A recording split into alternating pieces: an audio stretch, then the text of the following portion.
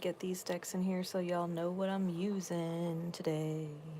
I'm using The Wisdom of the Oracle by Colette Baron Reed, Intuitive Life Coaching Oracle by Kelly T. Smith, The Patch Tarot by Spirit Science, and my own Energy Insight Oracle, okay? My own energy alignment deck. Which, by the way, there's only 2 left in the shop. So if you want one of these decks, there's only 2 left, okay? You can check them out from my Etsy shop. We are here for the new moon in Aquarius, and it's an awesome energy, okay? It really is. There's a lot of almost exact harmonics going on, well within a half a degree, which is really cool. Harmonics are divine alignments that typically aren't spoken about. We also have a conjunction with Venus and Saturn going on in Aquarius, along with this new moon energy, right? Sun and moon at 1 degree Aquarius. And there's a lot of other little side conversations going on. There's a yod aimed at Mars from, I believe, Mercury and the South Node. So that's big. There's a lot coming out with this new moon. New moons are all about clean slates and fresh starts, right? This is about launching from new energy, right? New moons are all about the very beginning, the beginning of the manifestation, okay? So it's a great day to set intentions. It's a great day to write out your goals and give them the spirit, right? So that you can do as you're guided in alignment with that. And we have 10 secret code names today, which I'm super pumped about. The secret code names are Prismatic, White Lilies, Wild Violets, A Tiger's Stripes, Melting Ice, Shining Diamond, Desert Blooms, Renegade, Ice Cream Sundae, and Moonlight. Thank you to the individuals who purchased these secret code names. These are their personal readings. The beauty of the secret code names is that because we are all connected in energy, chances are if you did not get your own personal secret code name but are drawn to one, there's most likely a message in there for you. And these ones are all about living the dream. So it's about what is going on in your reality that may or may not be blocking your manifestation, right? Your dream, and or how to get in alignment with it. All right. Let me pull myself up on YouTube so that I can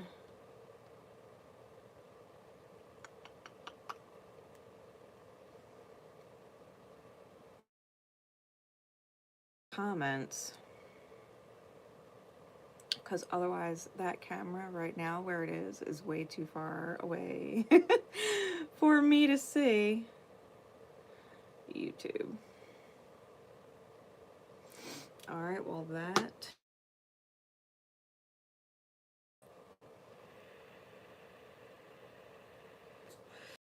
sure y'all drop a like, leave comments if these readings resonate with you, especially if you didn't purchase one. Definitely shout out a thank you to whomever did get the secret code name. If you resonated to one, it is because of them you received the message you did. So definitely make sure to drop some gratitude in there. I have pre-shuffled all of the decks, and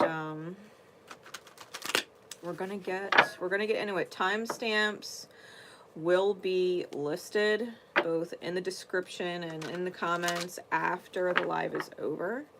All right, so you guys can go back and easy quick click wherever you need to go for your message. All right, we are going to start in Prismatic. The secret code names that I listed off will be done in that order. Is YouTube ready? My second device is my old phone. It doesn't have a lot of memory, so I'm constantly deleting apps and reinstalling them. All right, let's see.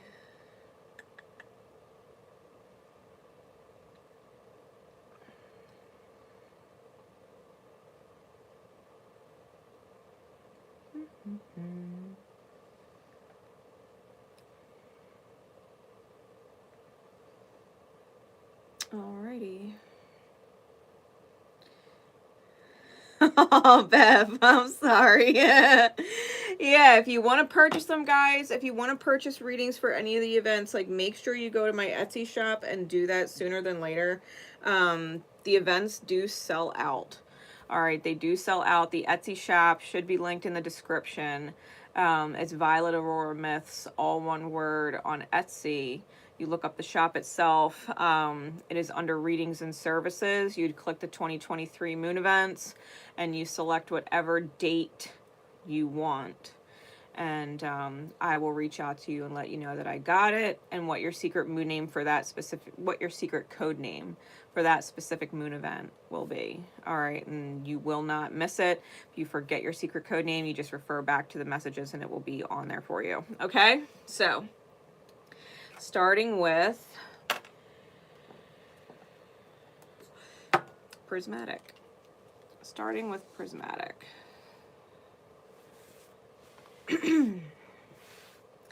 Spirit, what's the energy surrounding the dream? What is in alignment with it? What's blocking it? Well, it's a good thing that's in reverse. We got abandonment wounds or self-sabotaging, so it's something you're definitely getting rid of. And we got perceptive. Now, the opposite of this is loyal, and it's green. It's a self-acknowledged heart chakra energy. All right, pink is harmony with other people, but green with the heart chakra is for the self. So it's about being loyal to self. Your perception or third eye is open. Okay, you're perceiving something very clearly right now that is helping you move towards the dream. But we have fair in the reverse. So you may feel like things are unjust or that things have taken a radical twist that you don't appreciate, okay? So this right now, if we're going to align you with living the dream, right? Actually living your dream, which you got to take specifics out of it to start. The specifics will come later. If you align with specifics and not the energy of, then you're going to misalign yourself, okay? So when we're talking about living the dream, if the dream is to be happy, if the dream is to be financially overflowing, if the dream is to be at peace, right? If the dream holds these energies, once you align with those energies and take the specifics off, you start to realize that the specifics start to reveal themselves. Okay, so whatever was released leading into this new moon energy, what you're releasing is this abandonment wound, okay, or self-sabotaging energies. This is a feeling of putting other people's ability to be there for you in your own mind or your own fantasy of things and putting yourself first. Okay, other people can't abandon you if you haven't abandoned yourself. This is a like attracts like thing. So if you're feeling like you've been abandoned by someone, forgotten about someone, left by someone, right, discarded, then you really have to address that energy within yourself so that that doesn't keep manifesting in your outer experience, right? And I think that's what you're beginning to let go of. Whatever this perceptive energy is, you're definitely seeing clearly. You're not necessarily a bleeding heart or a blind empath anymore, right? There's something that's coming through super, super clear, even if you feel like it's unfair. Trust me when I tell you, the only reason why it feels unfair, even though you know, and I know you know it is, right? Because everything is fair. Spirit's not unfair. The universe is not unfair. The universe loves you unconditionally, is constantly pushing you towards the living of your dream, right? The only reason why it's deemed unfair is because of this shadow that you're releasing, okay? Wisdom of the Oracle. What else do we need to know right now with this new moon in Aquarius energy for secret code name Prismatic?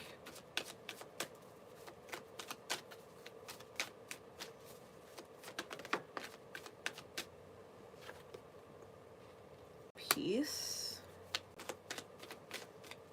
That's what Spirit's trying to bring in for you.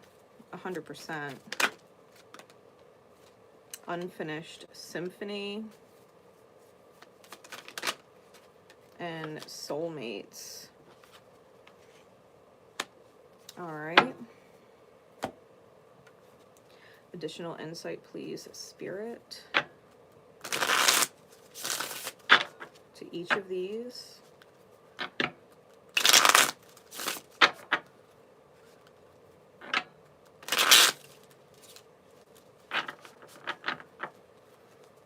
Clarify peace.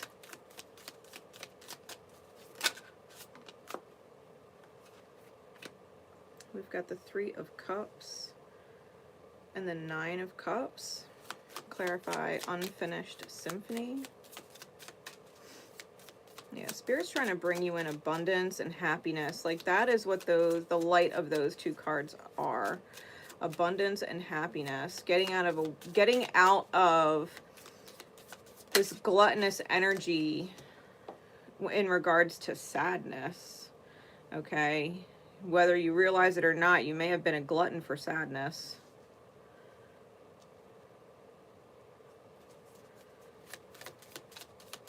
Unfinished Symphony, we have the 5 of Wands. And the Princess of Discs. See, you have things, unfinished symphony is unfinished business, and you've got to unstick yourself from hostility or hostile environments with people that deal with a lot of inner conflict and their own struggle. You've got to be able to transmute the struggle. So that's what you're focusing on right now. Like, Spirit's like, you know, if things are unfair, if things aren't manifesting the way you want them to manifest, it's because you have things to do that you haven't done yet. Okay, because, you know, if you're thinking that things are unfair in your reality, Spirit's like, what's unfair, what's truly unfair is the fact that you haven't disconnected the rooting, right? It's like rooting into struggle or rooting into chaos, rooting into conflict and hostile energy. And Spirit's like, if you want better things to manifest, if you want it to be fair and in your favor, then you really have to do what you need to do first. You have unfinished business. There's things that you have not resolved in your own reality yet. Soulmates is clarified by the 2 of Wands.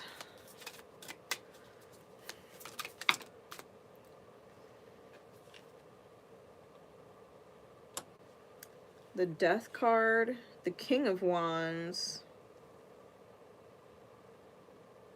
and the Aeon.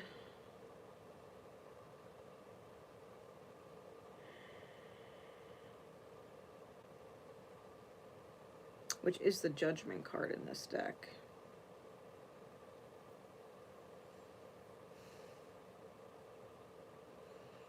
So you've got to manifest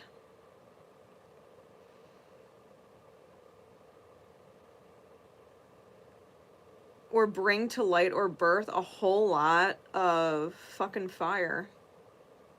Like, I think you've been sitting patient with the reality for too long and you're not taking action. The King of Wands, being at this crossroad energy with the 2 of Wands, with the King of Wands clarifying. I think you've been staring at which direction to take for too long.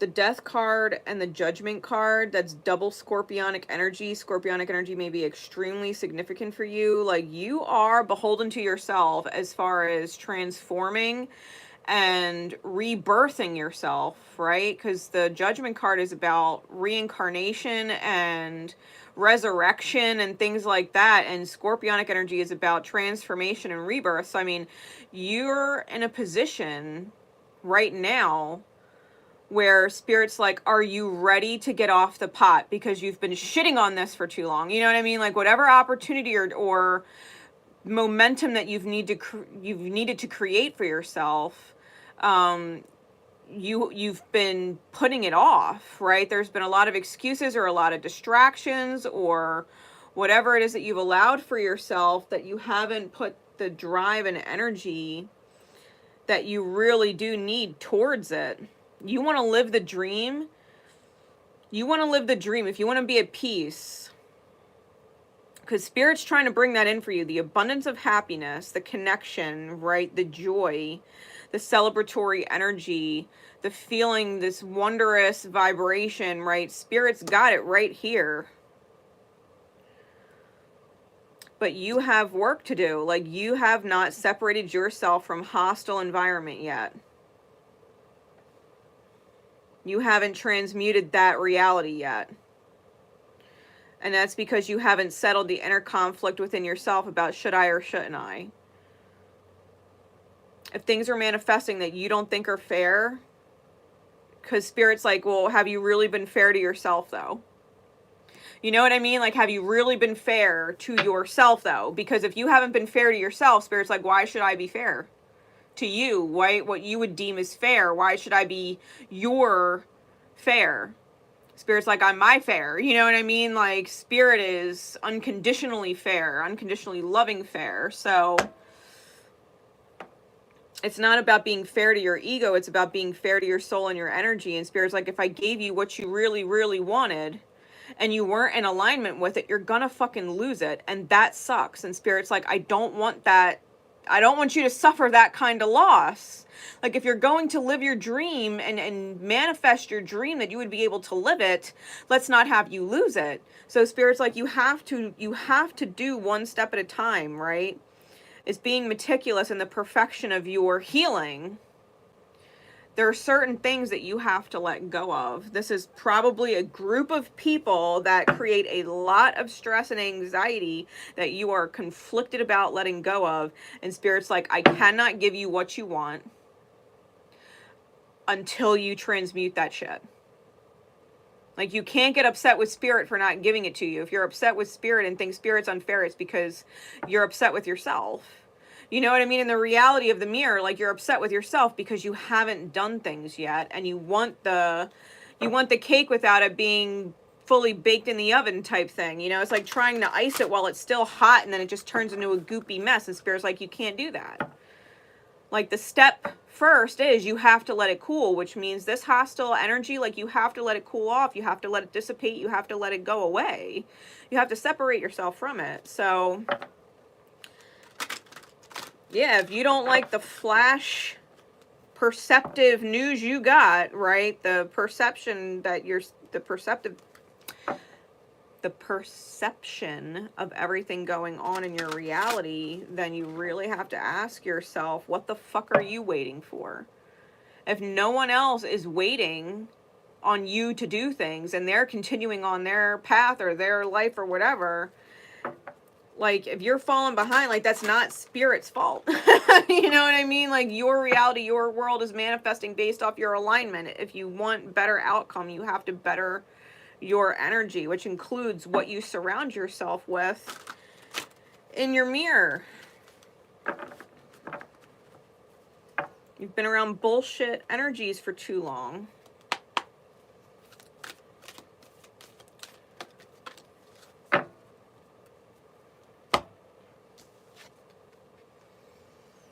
Yeah, you're experiencing a lesson required for your spiritual evolution. What you're experiencing right now, whatever it is that you're perceiving, whatever it is that you're receiving from the experience, what you're witnessing, it's to propel you in your spiritual growth because, oh, like, I hate to say it, but you're slacking. You know what I mean? Like, you're fucking slacking. Like, you know what you've been done, could, should, would have done already.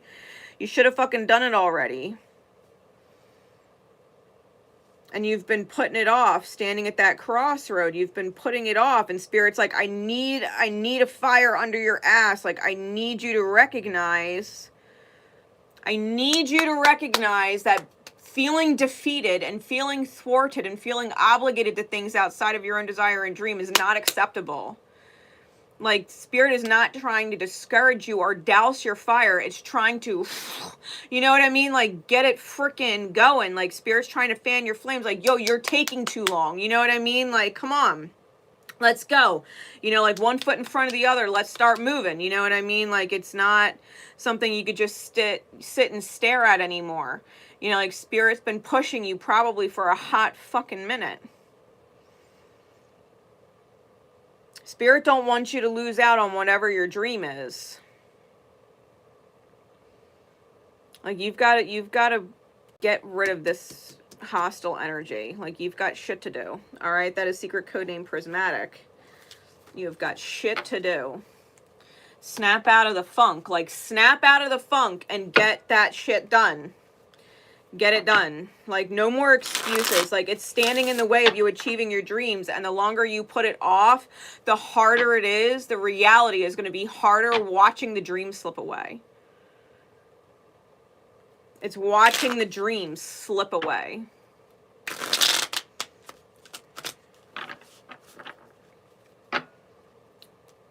It's like, Spirit's like, stop your dilly-dallying. You know what I mean? Like, stop. You're dilly-dallying. You could see that the dream is, you know, disappearing or fading away. Like, you know, instead of getting all upset, be like, I need to fucking fire it up right now. You know, like, I need to fire my shit up right now. I need to go. I need to do. I need to create something different, right? Whatever the energy you're in is, you've got to get the fuck out of it and start manifesting from better energy. Being surrounded by hostile energy, you're not going to create anything else but hostile emotions.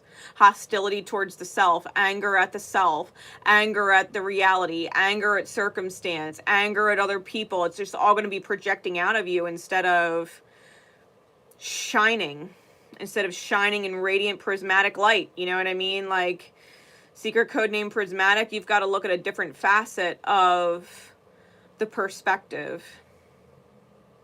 You've got to look at you got to look at the reality from a different angle. Instead of looking at it like it's lost, look at it like you're in the final stretch, and it's not over until the fat lady sings. You know what I mean? And if you keep standing at this crossroads and you don't just fucking move, you know what I mean, do it, like,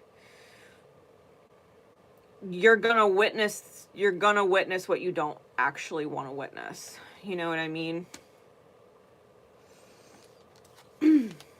Show yourself some loyalty. Show yourself some fucking loyalty. Fuck everybody else right now. This conflict, hostile, you know, energetic group that you've attached yourself to, like, they don't fucking matter like you think. It's just labels. There are souls here manifesting their own their own reality. You are not responsible for them. You're responsible for you. What do you actually want to witness? Because if what you're witnessing is not what you want to witness, then you need to shift. Right. All right.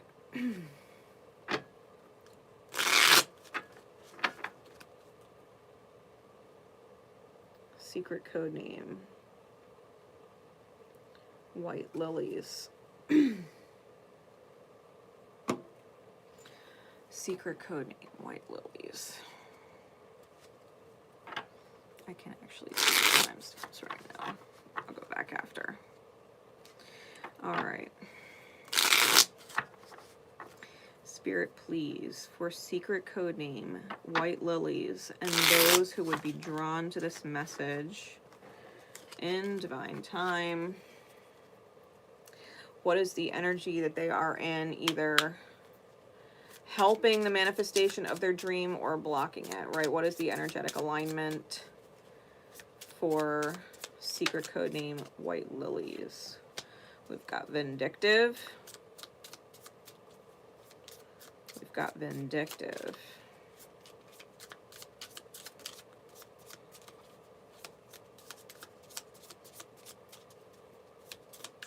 Who pissed in your Wheaties? Inner peace oriented, reversed. And I am a failure mentality. Escapism.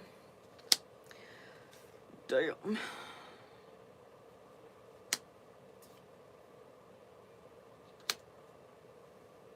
Alright, so listen. First off, if spirit has removed someone from your reality, stop fucking fighting it or feeling like you have to get even for them not being there for whatever reason. Okay? Vindictiveness.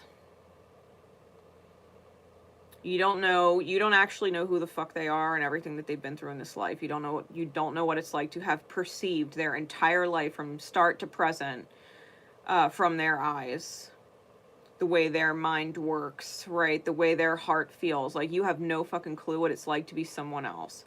You have no idea if there's something about your energy that is just pulling them in a different direction, pushing them in a different direction. Like, don't get upset because someone is forcing the reality to shift with or without them in it.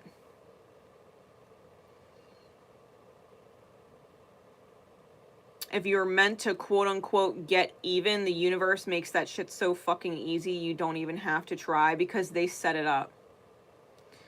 The person that you'd be upset with will literally set it up. And if it's not the case, right, if that's not the case, like, it is not your job to go and try and make shit fair. Like, they hurt you, and so you want to see them hurt back in some which way, shape, or form. You really got to try and catch that shadow. Because we don't even realize it's creeped into our thoughts most of the time. When we actually feel hurt by someone, whether the hurt that they've put on us is valid or not valid, right? Justified or unjustified from our own perspective. It's just as far as spirit goes. Okay? If you're meant to quote unquote get even, then spirit will make that shit fucking easy.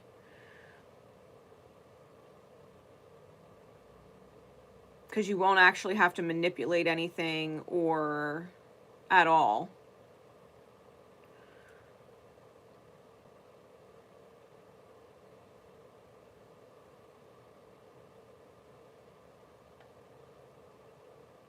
Like, I will give an example.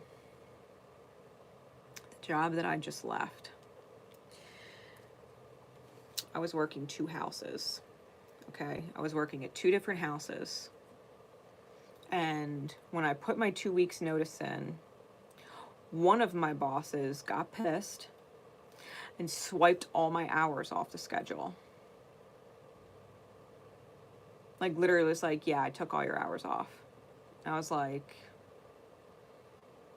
as of the 21st, which was my technical last day, I said, or immediately. And she goes, effective today. Now, mind you, I didn't have to put my 2 weeks in. And given she was exceptionally rude to me, which I didn't fucking appreciate, right? Little icing on the cake as to just one more reason to put my 2 weeks in.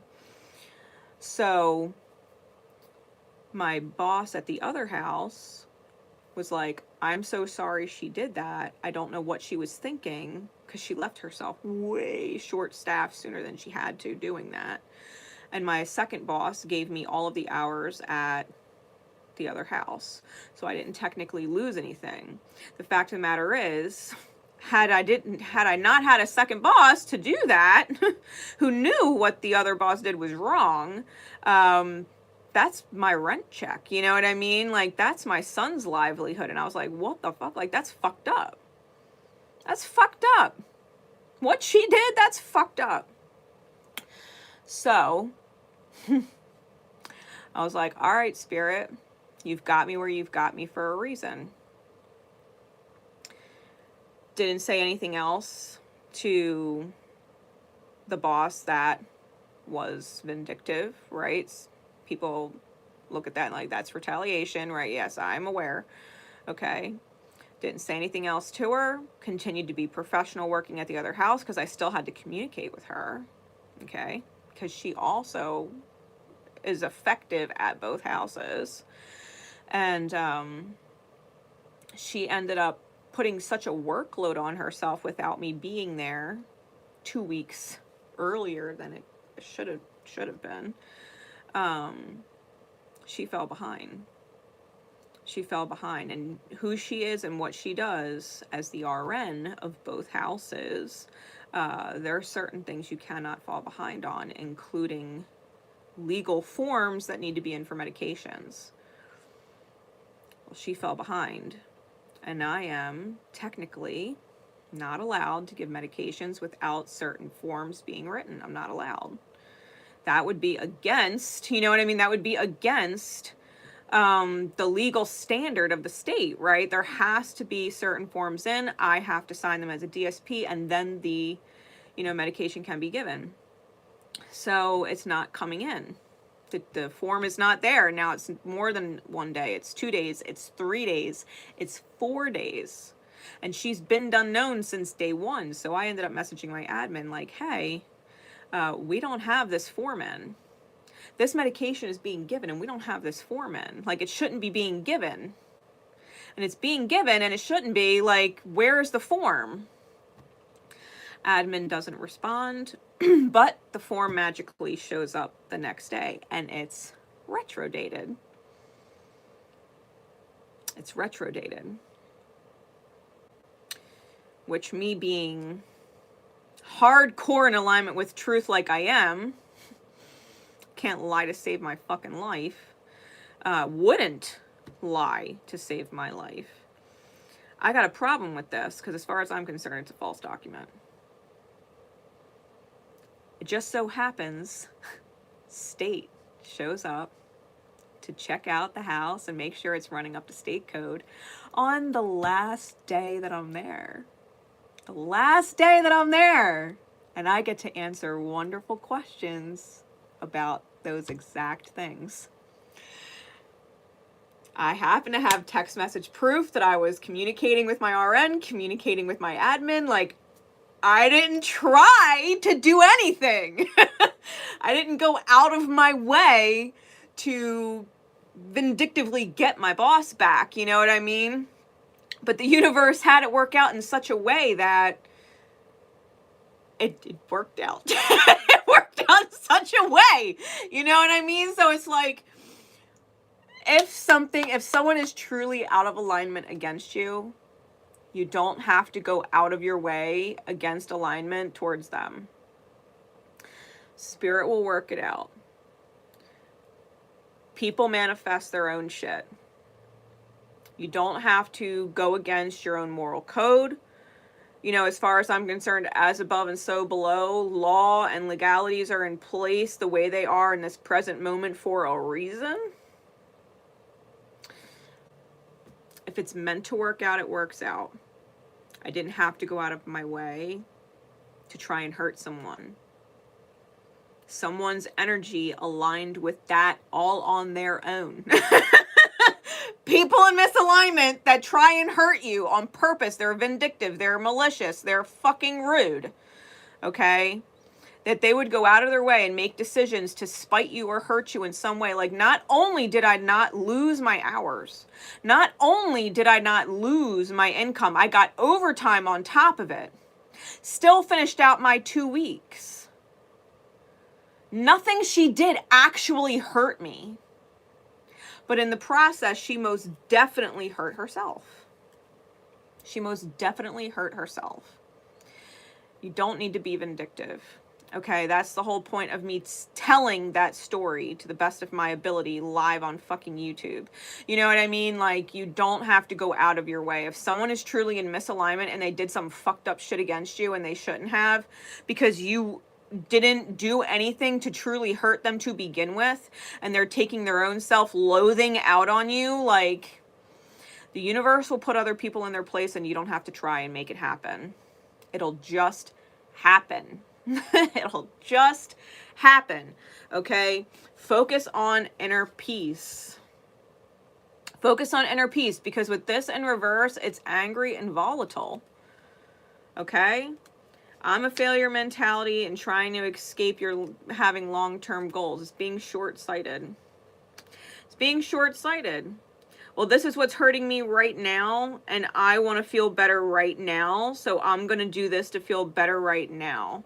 Because seeing them hurt the way I hurt will bring me some kind of joy. Like, and it's not the case. You know what I mean? It's not the case. Like, I don't actually want to see anybody hurt, but people manifest what the fuck they do, and I can't stop them from doing it.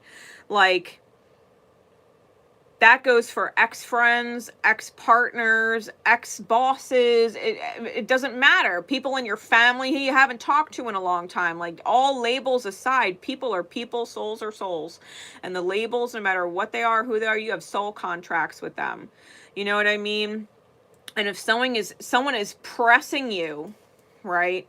If you're vindictive, someone is pressing you to be sympathetically understanding. You don't know why they are the way they are. I don't know why my boss is the way she is. I don't know why one boss was like, I'm so sorry she did that. You can have all the hours you want here. And the other boss was like, fuck you, I'm taking all your fucking hours away because you put your 2 weeks in. I had 2 bosses reacted super different to me putting my 2 weeks in. I don't know why the boss that took my hours away did what she did. I don't know why. I don't know what she's been through. I don't know what, you know what I mean? Like, you can't go after someone or try and get them back for whatever because you don't actually know what they've been through that would prompt them to react in such a way. Spirit's working on them. You know what I mean? And that's what you got to keep in mind. If someone does some fucked up, like, out of left field shit and it blindsides you, like, what the fuck? Like, for real? Like, that's the way you're taking this, or that's the way you're reacting right now. These are the choices you're making. Like, all right. I don't know why you are the way you are. I don't know why you're doing what you're doing. But fine. Fine. Because it's not in misalignment with you. It's misaligned for them. It's not misaligned for you. It's tempting you into misalignment with them. But you don't have to be misaligned. You can be stronger in your own energy. Like, I did a post today. Like, there's a vibration beyond do not disturb. And it's called cannot be disturbed. My boss that took my hours away could not disturb me. Could not disturb me. My ex-boyfriend, no matter what the fuck he's doing with his baby mama, whatever, like, doesn't matter what they're doing. It doesn't matter what they're doing. My ex-best friend from fucking 5 years ago, it doesn't matter what she's doing. Doesn't matter. It doesn't matter. Like, nothing in the world can actually affect your energy when you just truly accept that people are who they are and it has nothing to do with you. Their energy, if you're sovereign, there is nothing anybody else can do that can throw you off keel. That can take your energy, take your peace away. Like, God bless my haters. Thank you, because you're feeding me a fuck ton of energy. The more you think about me and worry about me and what I'm doing and hate on me for the wonderful life I'm having, like, that's fine. You're giving your energy to me, you know what I mean? And it's like, you can take it, I would hope you take it back and reclaim your energy. Like, I don't need it. you know, it's like you really have to get into this vibration of not being a failure because things didn't work out with someone. I'm not a failure at the house that I was working at where my boss took all my hours away. I'm not a failure just because it didn't work out, just because she, did what she did. I know who the fuck I am. Obviously, that's her vibration. Feeling like she doesn't do enough, feeling like she's failing. It's, maybe she's spreading herself too thin. Maybe she needs to be more humble. Who the fuck knows? It's not my journey. I'm not going to let it affect my journey either, Really, side rant. White lilies, like, lay it to rest. Like, white lilies can be, like a funeral flower. Lay it to rest. Be at peace. Lay it to rest. Being vindictive, like, if people do fucked up shit towards you, like, for real, that let it be their energetic funeral, not yours.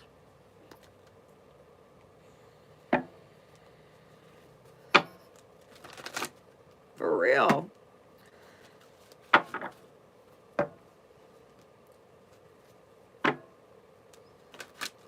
Really, I didn't have to go against my integrity. I didn't have to lie. I didn't have to cheat. I didn't have to nothing. I just had to stay in my integrity and remain honest and stick to what, you know, I believe is right. Not do as I'm not guided. You know what I mean? Just do it as I'm guided.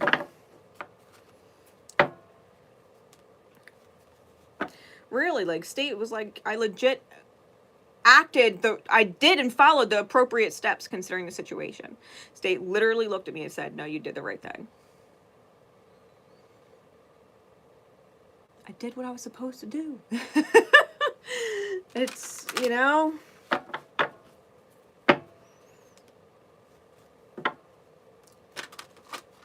More insight, please, Spirit. Living the dream. Because that energy, like, there's a huge difference between going out of your way to hurt somebody and just letting someone else be in their own energy. And if they get hurt along the way, they get hurt along the way. Like, people's energy will manifest what the fuck they manifest all on their own. You don't ever have to go out of your way. Like, karma, like, that's the whole beauty of fucking Saturn. Okay, like, I legit have a shirt in my Etsy shop, and it's a picture of Saturn, and it says, karma's a bitch, so I don't have to be. That's Saturn. You don't have to worry about shit. Karma? That's Saturn's job. It's not your job. It's Saturn's job. Karma's a bitch, so that you don't have to be. Karma's a bitch, so that you don't have to be. True facts. I fucking love Saturn. Because when you're in alignment, Saturn is your best fucking friend. When you're in alignment, Saturn's your best friend. Karma goes both ways. Yeah, you got to remember that you're blessed. You got to remember that you're blessed and that you're co-creating with Spirit. And if you need a fucking rest and you need a break, then you need a rest and you need a break. We've got blessed, exchanging gifts, and time for a nap. Give me some more insight into each of these, please, Spirit.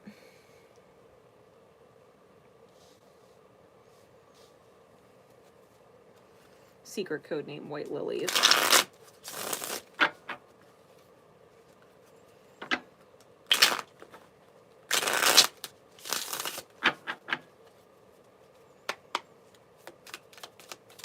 Clarified, blessed.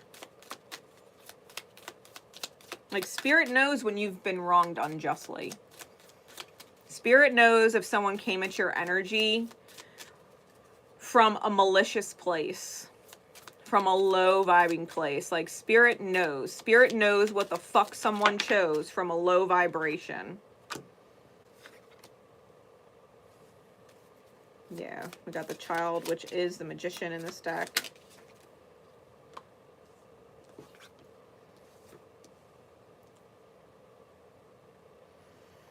We got the King of Swords. Yeah, you've got to be able to see things from a higher perspective.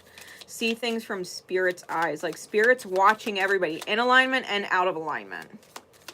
Anybody in alignment is an Earth Angel here. Anybody in alignment is an Earth Angel here. Do not switch teams and let someone drag you to the dark side, okay? King of Cups, the Star, and the Three of Cups. Like, if someone moved a motherfucker out your life, you didn't realize they were a motherfucker until they hurt you, right? But if someone moved a motherfucker out of your life, it's because Spirit was trying to heal your connections with people and bring in better people that aren't fucking motherfuckers. People who are emotionally compassionate, emotionally mature, that are emotionally intelligent. Like, you have to have faith. If someone was fucking removed and they're obviously fucking toxic, like, it's not a let's go get even with that energy and stay in that energy and let our thoughts spin about that person and how they fucking did you wrong. Yeah, they fucking did you wrong. It's not going to affect you, though. Anything that is meant to be in your life will be. Anything not meant to be in your life won't be. If Spirit is removing people, no matter how it removes them, do not be tempted to keep them around. Literally, mentally, emotionally, psychically, like, don't bother. Don't even cast spells. Like, spell work, like, don't even bother. Don't even fucking bother. You want to put out any kind of quote-unquote spell, any words, right? Powerful words. Be like, Spirit, I pray for them. They know not what they do. I pray for them. Love and light in the highest. And then drop it. Drop it. Drop it. Clarified time for a nap. Yeah, Spirit's giving you a break from the toxic fucking energy.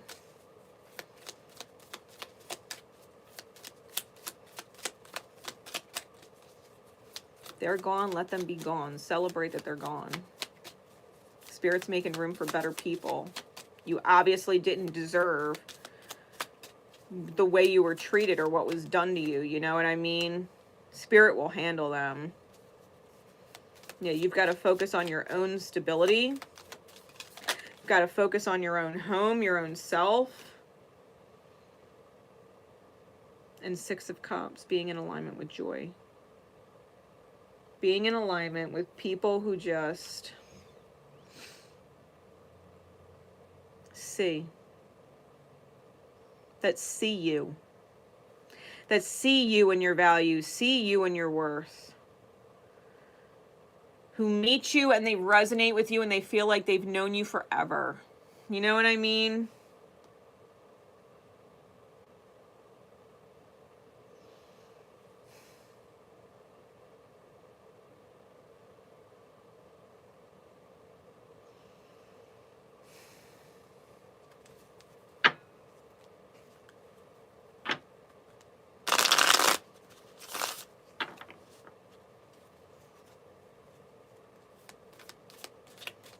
Like, misery loves company. Don't let them drag you into their misery.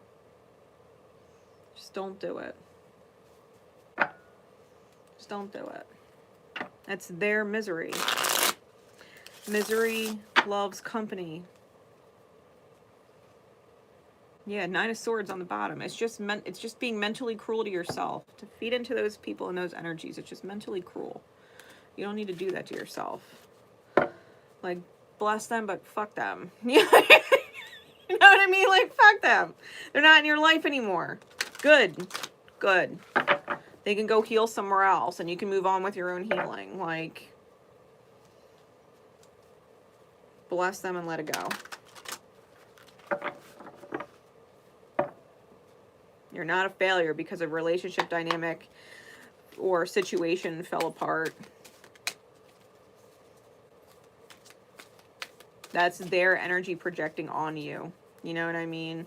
That's their energy. Maybe they love vindictiveness. Maybe they feed off that shit. And they do shit to people that they don't deserve subconsciously because they love the fucking battle. They love finding that person and reeling them in. Like, yeah, you know what I mean? Like, they feed off that hate. They feed off the wheels spinning on how, you know, like this chess game, how to get back at you harder than you got at them.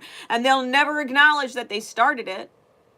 But they'll do what they do just to get you sucked into this huge energetic distraction, this low vibe distraction, and you just don't fucking need it. You don't need it. Like, go play that game with someone else. It's not me. It's not me. You know? What card for guidance, please, Spirit?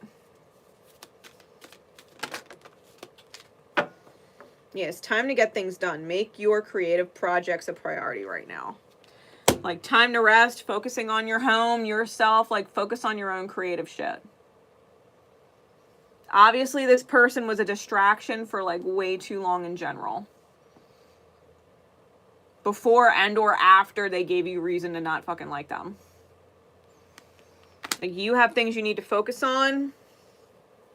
All the planets will be direct as of tomorrow. Like, it's huge momentum energy. This is a new moon in Aquarius. Like, you've got dreams that you want to live. Like streamline focus on yourself.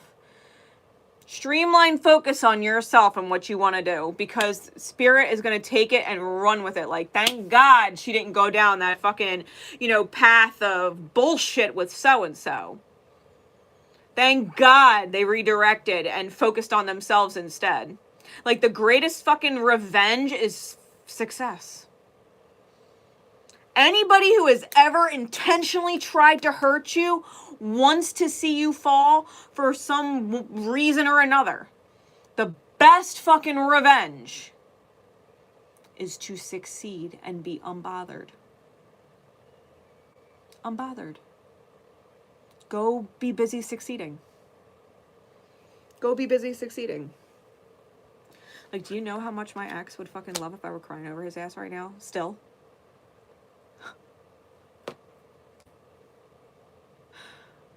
Do you know how wonderful my boss would feel knowing that I was fucking hurting and struggling just like she's struggling? I know. Sorry. Sorry to disappoint you. I don't give two fucks. Sorry. I don't give two fucks about my ex. Like, I don't give two fucks about, you know what I mean, anything else going on in the world. Like, my life is good. I have everything that I need. My life is good. My life is stable. Like, I'm, you know, sorry to disappoint you. I know you wanted to see me fall. I know you wanted to see me all kinds of fucked up and twisted. I know you wanted to see me all broken and struggling and whatever, but it's not the case. I love myself a lot. Too much to go down to that vibration with you. You know? You want to get fucking revenge? Focus on your own success. Let the fucking haters hate. Let the fucking haters hate. Thank them for all the energy they're fucking giving you. You know? For real.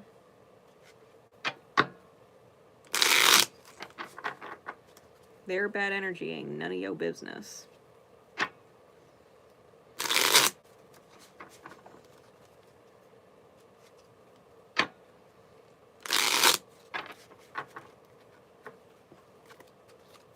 All right. Secret code name. Wild Violets. Sorry, I went on a complete fucking tangent with that reading. I hope it was fucking necessary. Like, whoever resonated to that message, I hope that it serves you well. I hope it serves you well. All right. Wild Violets. What is the energy in alignment or against the living of their dream, please, Spirit? Receptive. Shadow Catalyst. I feel like those are the only two that need to come out. Shadow Catalyst. See, you're an Earth Angel, okay? And you're dealing with a Shadow Catalyst. And or are currently being called to be a shadow catalyst for someone else. You know what I mean? Someone else who is truly an Earth Angel that just might not be in alignment for you in the long run.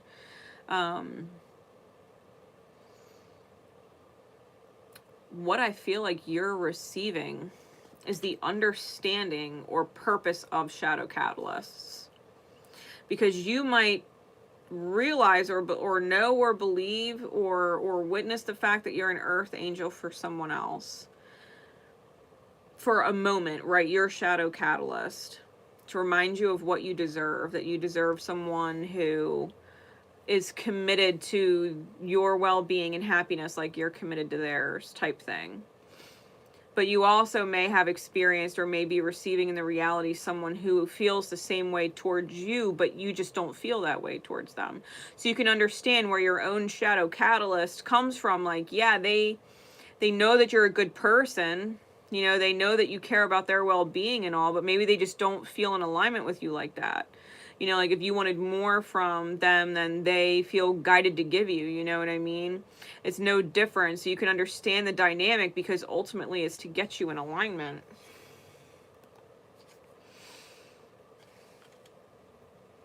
Yeah, because the shadow of this is the bleeding heart, the blind narcissist.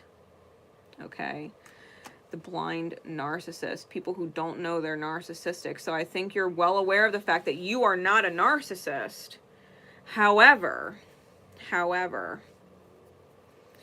you may be a narcissist in someone else's perception, right? The shadow catalyst. No different than maybe your shadow catalyst is not truly narcissistic.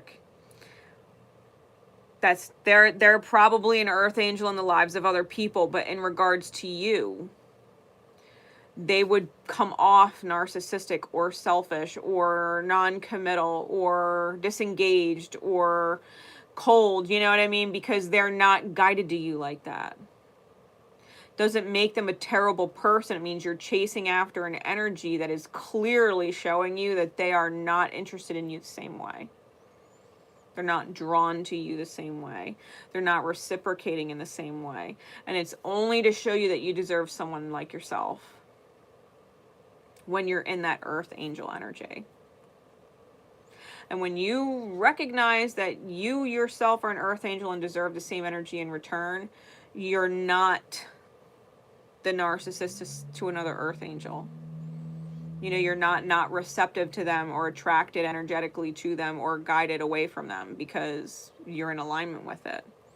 Otherwise, you'll constantly be going through these cycles of, you know, in one dynamic, you're a narcissist, and in the next, you're empathic, and then in the next, you're narcissistic, and then in the next, you're empathic.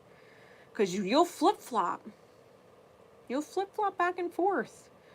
People talk about empaths and narcissists and the dynamics that we all get wrapped up into. But I've openly talked about my journey where I knew, like, I was with a narcissist when I was with my son's father.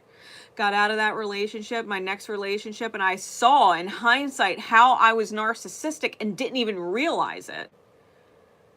My ex after my ex-husband would have definitely been correct in calling me a narcissist. Though I didn't have any hate for him. You know what I mean? I cared a lot about him. I cared. But I was not emotionally invested the same way that he was. I was wounded. I had damages. You know, wasn't like I was trying to be. When I realized that, I straight up apologized to the man. I did. I contacted him and apologized. Like, listen, I'm sorry. Because you didn't actually deserve the way I was treating you. You know, I should have never let myself get that involved. You know? Gave him a well-deserved apology, and then ended up in a relationship where I was empathic. I was the empath dealing with a fucking serious narcissist who is an earth angel in the life of the person he's with now. And so it's like, you know, am I going to go and flip-flop back and forth in these dynamics? Am I going to go attract, you know, some poor earth angel that I'm a narcissist to? Like, or am I just going to align myself with what the fuck I deserve and give what I deserve? What they deserve from me. Like, can I just accept that I know what being in good energy feels like and what people in good energy deserve to receive? Or do I need to go flip-flop back in that lesson? You know what I mean? If people aren't giving you the time of day, they're not in alignment. Value the people that value you. Value the people that value you. If they value you, you will know, because they'll make time. They'll make effort. Just like you did. You know, just like you did in certain dynamics where you showed up and you created better experiences and you made things easier and you invested whatever form of energy you were investing. Right? From time to presence to your physical body to finances, like whatever it was that you invested in someone else, like, because you valued them. Someone doesn't value you, like, you know it, because you're not a fucking priority. Stop valuing those people. You know what I mean? Hop off that merry-go-round. Hop off that merry-go-round. You want to live the dream? You want to live the dream? You got to get off that merry-go-round. That back and forth. What insights, please, Spirit? Yeah, the Fates.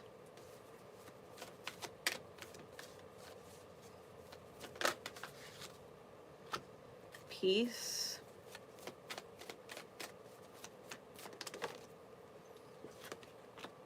And by the book. By the book is all about the 12 universal laws. By the book is all about the 12 universal laws. If you don't understand the 12 universal laws, then you absolutely need to look them up.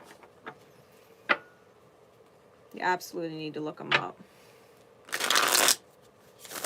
Because they're not separate from each other. And if you master one, you master all of them by default.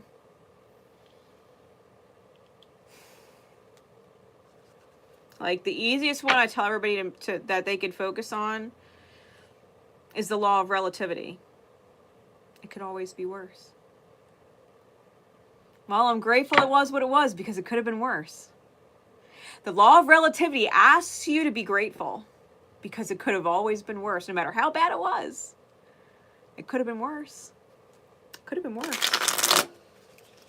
Like my last narcissist, like, thank God it ended when it did. It could have been worse. I could have got pregnant by him. Like, I could have ended up in a fucking locked in a house with him. Like, you know what I mean? Like, tied financially. Like, it could have been worse. It could have been worse. Like, thank you for being what it was, because it could have been worse. You know what I mean? It's like law of relativity. Be grateful that you have what you have wherever you are, because it could be worse. Like, if all you've got is enough money to buy instant coffee and you can't go out and get a coffee somewhere every day that you ain't got to make, like, be grateful you can at least have your instant coffee, because it could be worse. You could have none. You could have none. Could be worse. You might not have a friend that wants to take you out once in a while to get that coffee that you can't afford. Like, thank God you got that friend, because it could be worse. You might not have that friend at all. You know, like, thank God you got one person that cares about you. It could be worse. You could have none. You know, like, law of relativity. Give me some more insight into the fates.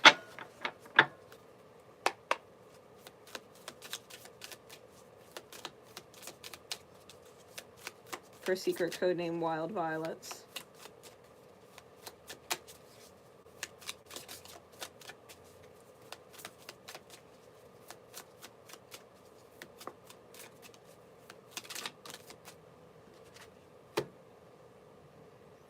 The Prince of Discs and the Prince of Cups. See, you may have been manifesting people that are manipulative and obstinate, where you need someone more pragmatic and expressive. Someone who is emotionally connected with you and knows how to get things done. Which means you literally should probably stop ignoring the red flags in people, because that's you being manipulative and obstinate with spirit. No, spirit, I can ignore that red flag. I can be obstinate. I can ignore it. I can keep pressing on. I can do it. I can do it, right? Ego. I is ego. I can do it. It's okay. And you try and manipulate an outcome to be something that it will never be, right? Seeing the potential of someone that will never come to fruition with you. Not that their potential will never come to fruition at all. It's possible. But when you zero in on someone and say, I see their potential and I know I can get it out of them. Like, I know if I just this enough and that enough and love them enough, or I'm there enough, like, they'll be this potential person that I see. That's you being manipulative and obstinate with spirit, which is why you're manifesting manipulative, obstinate people who are stubborn and resistant and won't change, right? These shadow catalyst people. You've got to be more pragmatic and more expressive. Say, yeah, I see that red flag. Yeah, I do. Have that conversation with yourself. Yeah, I do. Realistically speaking, I don't work with those. I don't work with red flags. and let your actions speak louder, you don't fucking deal with them. You don't deal with them. They've got red flags out the wazoo. Nope. They got one red flag that's like, well, I guess I could deal with it, or maybe they'll change it later. Like, no. No. No. They can change it. They can change it. They can heal it, whatever that red flag is, and then you'll communicate with them, act on them, talk to them, humor a relationship with them. Like, let them fucking fix it first before you get involved. Like, if they have potential, great. You have great potential. Go reach it first, then come back at me. No, go reach your potential first, then come back. Yeah, I don't fuck with red flags. That is like way too much stress. I don't fuck with red flags. Sorry. Like, you're a great person. I know you've got potential, but it's not my job to bring it out of you, though. Like, it's still your job. Super healthy boundaries in the meantime. You know what I mean?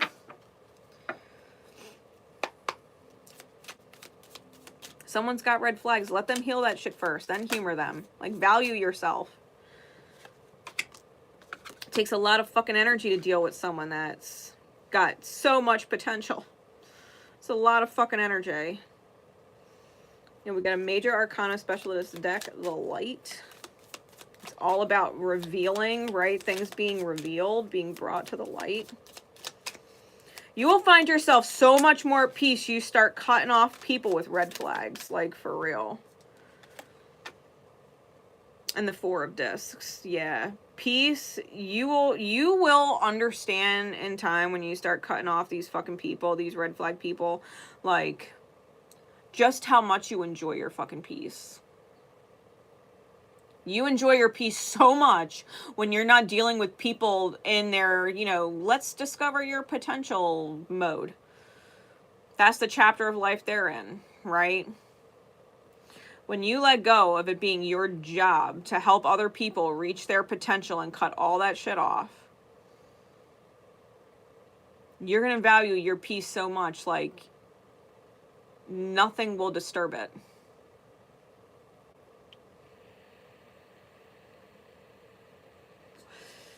For those of you who have been following me, that's the ultimate conclusion I came to with NJ. He's got vast potential. Hasn't fucking reached it yet. It's a huge fucking problem. I shouldn't have to ignore red flags. I shouldn't stress myself out or put myself in that position. It's got red flag after red flag after red flag kept coming up. I'm like, you know what? Fuck it. Go reach your potential first, and we'll figure it out. I can't be bothered. My peace is too valuable. Yeah, buy the book. You start understanding the universal laws, the 12 universal laws. Your happiness is not disturbed. Yeah, it's fucking victory. It's happiness and victory. The universe, it works in your favor. If you understand how it works, it is in your favor. It's 100% in your favor. Fuck people's potential, dude. Like, for real. They have so much potential. The life we could have is so much potential if they just were this kind of person. It'd be such a beautiful life. Yeah, but it's fucking not. That's not who they are. Like, taking people for face value.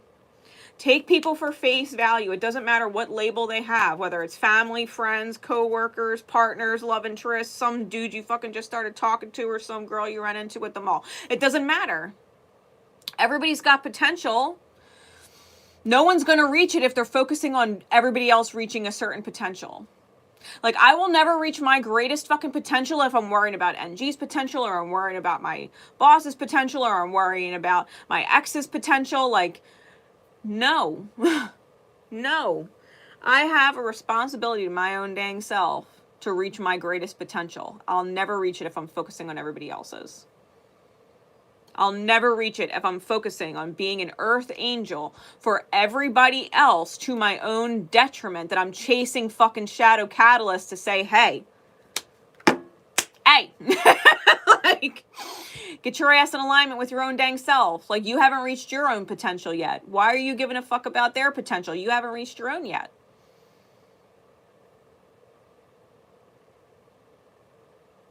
You haven't reached your own yet.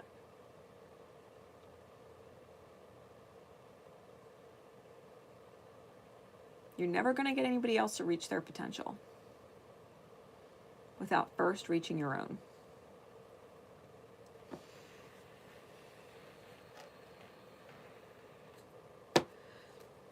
Every time you stay in alignment with your own potential, you ripple opportunity for others to do the same.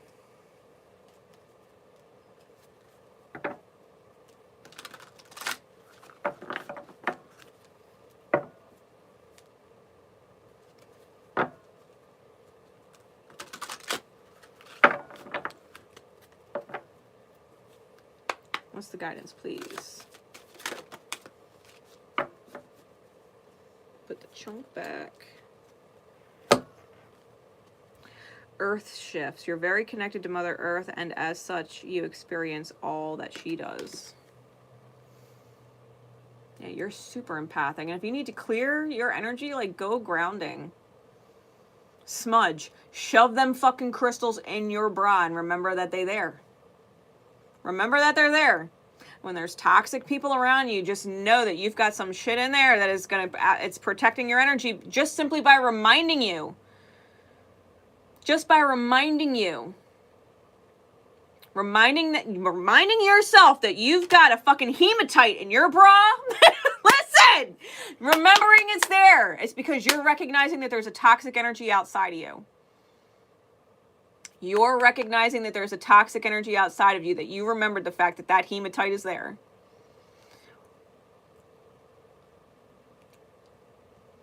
Be like, yeah, that's literally your crystals working. That you would remember it's there and that you're divinely protected is your cue to be like, yeah, keep healthy distance from that energy. You were reminded the fact that it's there. Yeah, and that's a protective energy that shields you from fucking hardcore negative energetic shit. There is a reason why. You want to manifest money? You've got green stones shoved in your shit, like... And all of a sudden, you're in a conversation and you're remembering that those crystals are on you and those are money crystals. Well, you just got a bright idea, didn't you? Probably a lucrative one. Follow through. You know what I mean? Like, crystals don't make things happen. Okay, people think that if you use crystals and hold crystals that they're going to do shit for you. They're not. You will be prompted to remember that they're there, that they're on you.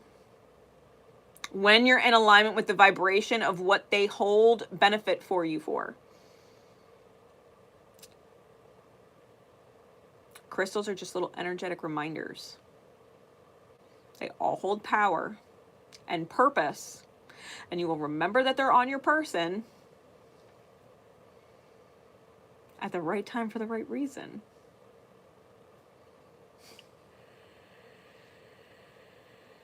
Connect yourself with Mother Earth. Be in your vibe. Those are literally violets. Those are literally violets. We're talking about wild violets, and I pull a card about Mother Earth, and there's fucking violets on the card. For real. Wild violets. Go ground yourself. Reconnect with who the fuck you are. Reconnect with who you are. Your sovereign energy.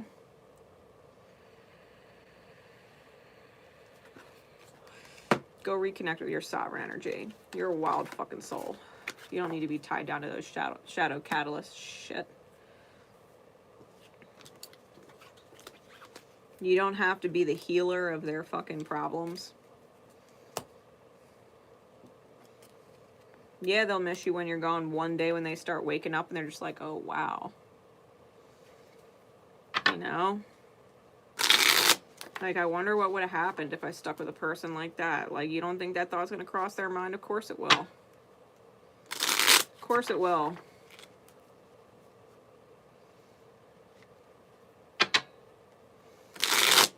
You can't stunt your own growth. You can't not be your own angel. You know what I mean? You can't be so busy being an angel for someone else that you forget that you've got to be an angel for you, though. You know? All right. Tiger stripes.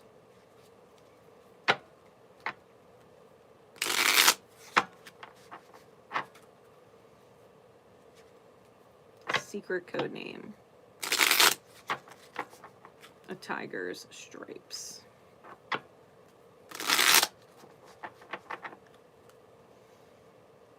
What is the energy in alignment with living the dream and or blocking living the dream, please?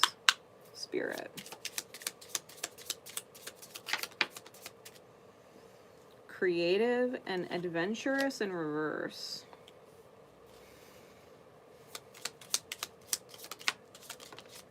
Shadow catalyst and confident in reverse. You need to believe in yourself. Willing to take a risk. Because you've got what you're capable of whatever it is. But there's some kind of fear that's keeping you from believing in yourself. And so if you are manifesting a shadow catalyst, it's because you don't believe in yourself.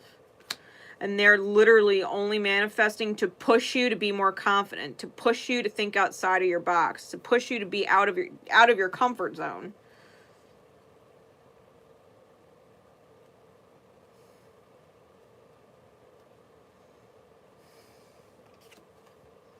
Yeah, comfort zone, stagnation. That's adventurous in reverse. Insecure, that's confident in reverse.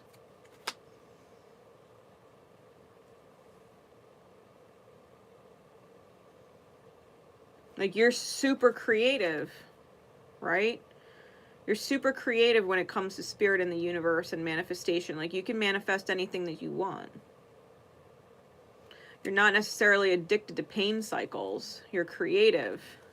You're optimistic in a sense.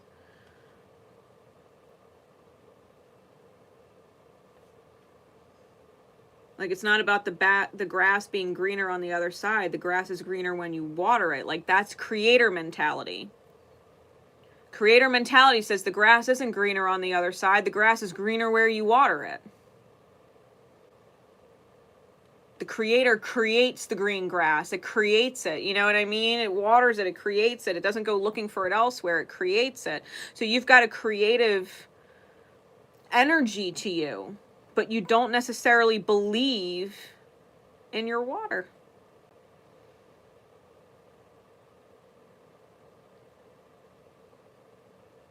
You don't believe that you can create a thriving situation wherever you go. And so you're keeping yourself stuck. Which means you're going to manifest someone to prompt you to move. Prompt you to shift. Prompt you to get out of your comfort zone. It's not going to feel good. Shadow catalysts, they never fucking feel good. There's always some kind of feeling of loss tied to it. Even if it's a lost investment, like whatever you invested in them.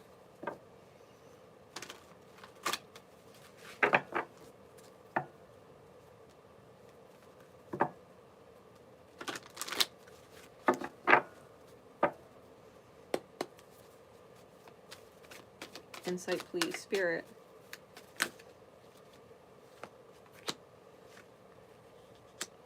The Fates, TikTok, and Observer.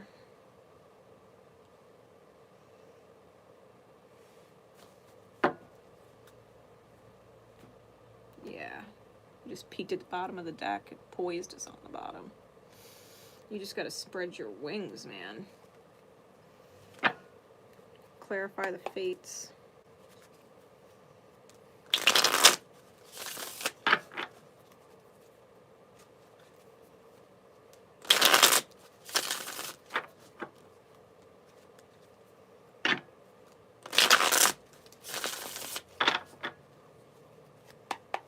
Clarify the fates.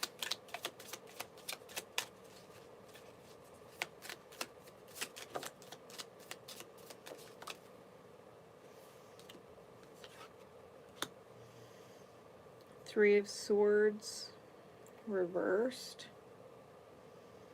Six of Swords reversed.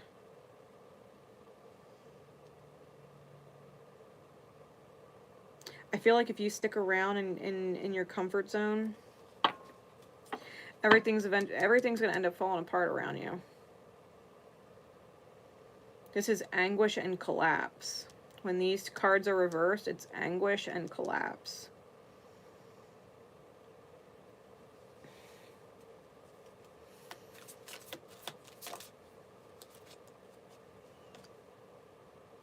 TikTok. Yeah, we got the Empress. That's that creative energy. We've got the Empress and the Six of Wands. Like, you've got to be able to nurture yourself into a victory. You got to give yourself fucking credit. You got to give yourself more credit.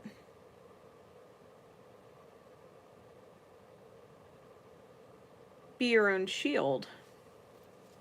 Be your own shield. You might already sense things not working out with whatever or wherever you are. King of Discs, Five of Discs. Like, if you look in your own mirror, like, yeah, you're determined. You're in King of Discs energy. But you worry too much. Your own thoughts get in the way. Like, how, like, observe, right? Observer. Think about how many times, if you got out of your own head and got out of your own way, how successful you would have been if you just fucking went for it. What if you just went for it? What if you didn't overthink it? What if you weren't spinning around all the worst case scenarios in your mind and just trusted your gut? Because that's what all this sacral chakra, fucking solar plexus chakra energy is. Right? Bunch of yellow and orange. It's trusting your gut.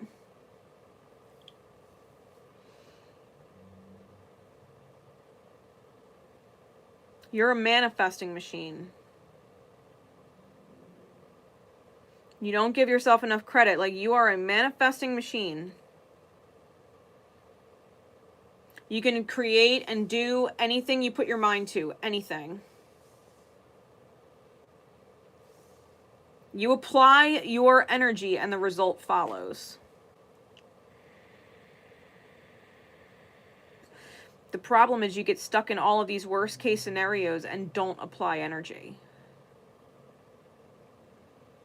When your gut might have been saying the whole time, like, just fucking go for it, go for it, go for it.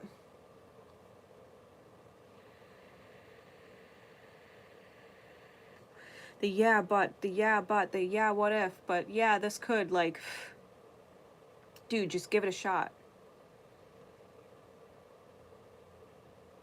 Whatever it is.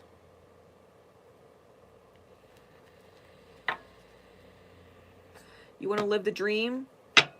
Get out of your head. Get out of your head. Like, there is a difference between looking at the things that could potentially go wrong, knowing that you're going to act on it regardless, like, you're going to act on it, and you know the things that could go wrong, and so you have plans for it. In the event of, right? In the event that this happens, all right, then this is what we'll do. And in the event that that happens, all right, and this is how we're going to react to that and respond to that, right? It's okay to think and plan in case of shit hitting the fan, but don't not act because things could go wrong. Just have a fucking plan. And in worst case scenario, you can be like, you know what? If something hits the fucking fan that we ain't even prepared for, that I haven't mentally prepared for, Spirit will guide me through it. Because I'm still guided to take this action. I'm still guided to create this reality, right, for myself. I'm still guided to that. So I'm just going to do it. I'm just going to do it. Spirit will help me handle anything that comes along. Spirit has my back. All I got to do is believe in myself and my connection with my own divinity. That Spirit's not going to give me a problem that there's no solution to. Every problem has a solution. Every problem has a solution.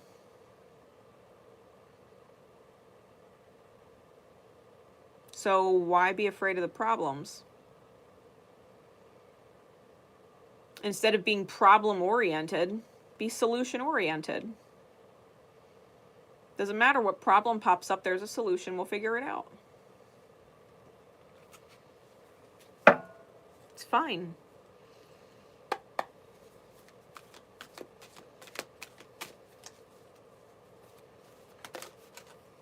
Really, a tiger stripes?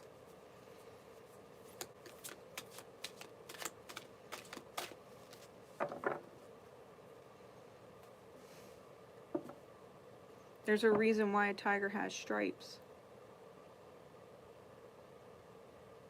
It makes it that much easier for a tiger to get what it's catching. Those stripes end up camouflage in long grass, you know what I mean? There's a reason why. A tiger can sit and wait and blend in and make it that much easier to catch because it can't be seen by the things that would keep it from catching what it wants. Like, you got the ability to catch what you want. Perception and heavenly helpers. You know, like, you're getting ready to have a perception change, a shift in perception that will change everything. Your spiritual team is guiding you through a difficult situation.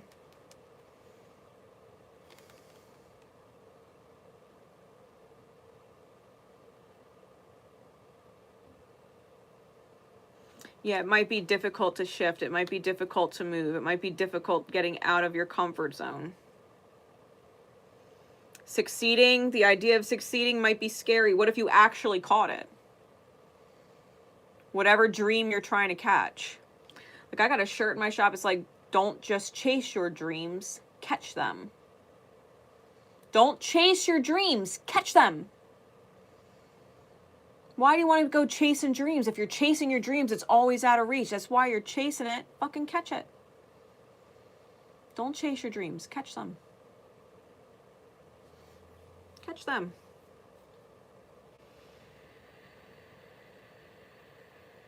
The right time will present itself. You don't have to force anything. Lay and wait if you have to lay and wait. The divine will guide you every step of the way. Like heavenly helpers. Like the divine will fucking guide you.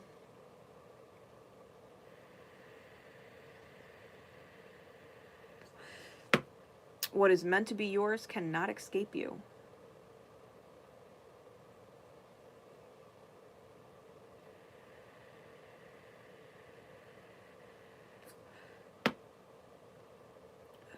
You've got Empress energy here with the Six of Wands. Victory.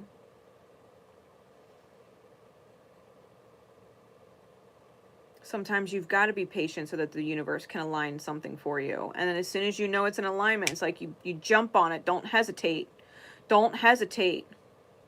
When you feel that time is right, when you feel it, sense it, and it's like you're getting that green light from spirit, like fucking jump on it. Jump. Take the leap of faith. Take the leap of faith. Know that you'll catch it. Know that it won't escape you. You know what I mean?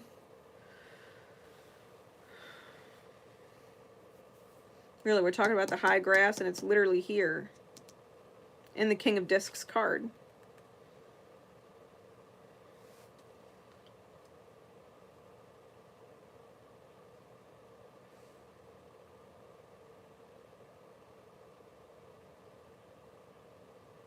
You might be in the wrong environment. The environment doesn't suit what you're trying to create, doesn't suit what you're trying to catch.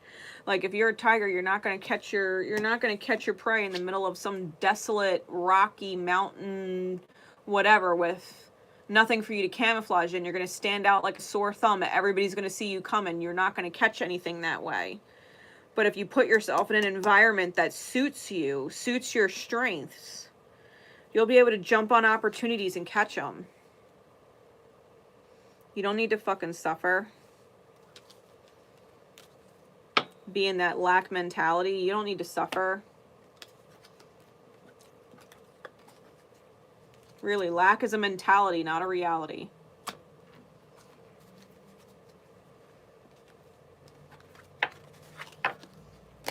Lack is a mentality,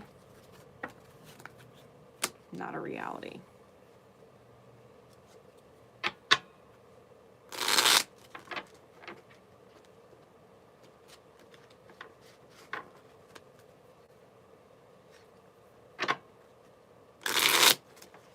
Go live your dream. Catch it, live it. You'll be really fucking glad you did.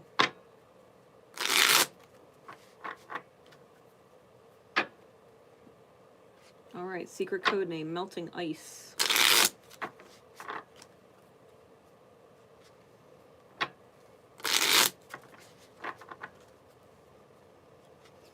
Spirit, what is the energy in alignment and or out of alignment for secret code name Melting Ice and Living the Dream? Jaded. Manipulative. And responsive.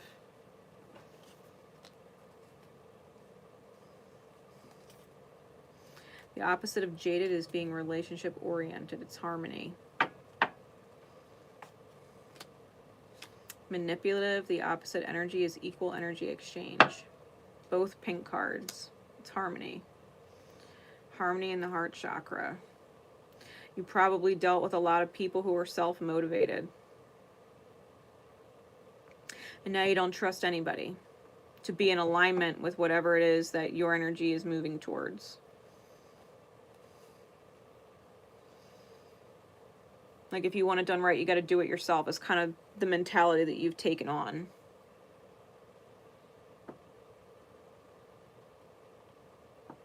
You may not even realize how much you allow yourself the excuse to use certain people for certain things or negotiate certain things in your head. Well, I could do this for them because they could do this for me. Like, we do as we're guided because it feels good, not because we're going to get anything out of it. If we do something to manipulate a certain result, like, it's manipulative.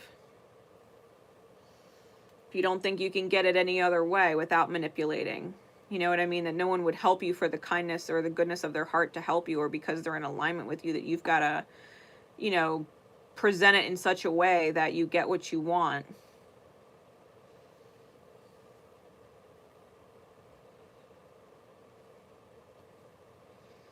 Maybe you've had a million people tell you that whatever it is that you want to do is stupid, and so you keep what you want to do a secret because you don't want to be told it's stupid, but you're trying to achieve a certain result or get certain help from other people, and you might not be getting it because you're not being honest, and it's because, you know, you need certain people in alignment, and if they're not in alignment, you can't manipulate them into alignment.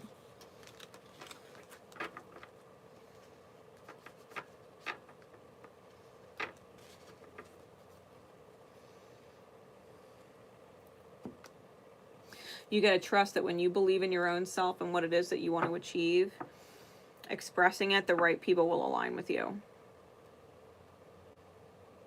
And you'll sense if they're trying to ride off your coattails or some shit like that, because you won't actually be guided to work with them anymore, which means you know Spirit's going to bring you into connection with someone better aligned.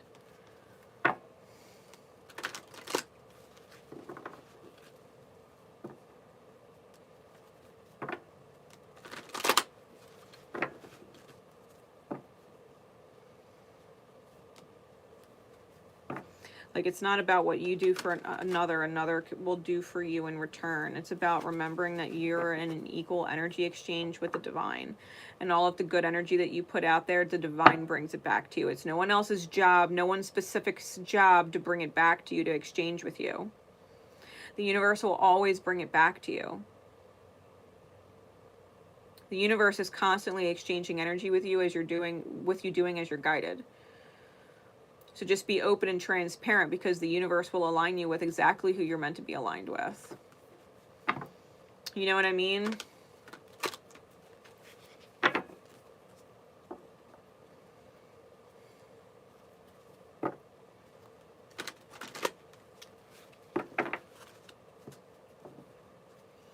Like, there's readers on YouTube that I follow myself, and every now and again, like, I'm able, and they give a great message, and it's just like, you know what, and I send them a donation through their PayPal, or I send them, you know, whatever, through Super Chat, like, as a gratitude, because they're just there and being present. They're not present because they're expecting it.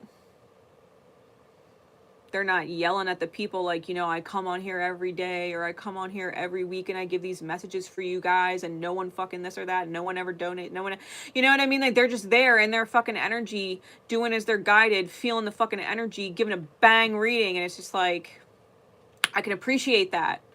I can appreciate the fact that they're doing as they're guided, because their message that day in that moment really hit me, and I was capable of leaving a donation. You know what I mean? Like, you just have to allow yourself to exchange with spirit. All these people that are out there in the world just doing as they're guided, they're exchanging energy with spirit. It's not about exchanging with other people. Other people show up in alignment with their energy and are guided by spirit. Trust that whatever you put out there, it's going to come back in alignment for you. It's not about, well, I'm only going to do this for them if they do this for me, you know, or I'm only going to be comfortable doing this for them if I make myself believe that they're going to be this for me when I need it. You know, it's allowing yourself to respond with truth, right? Allowing yourself to respond to spirit as you're guided. Allowing yourself to express, right? This is throat chakra energy. Allowing yourself to express when you're guided to something. Like, there was a time a couple years ago, I'm not even shitting you, I shit you not. Like, there was a time a couple years ago, I literally had like $3. I had like $3 in my bank account.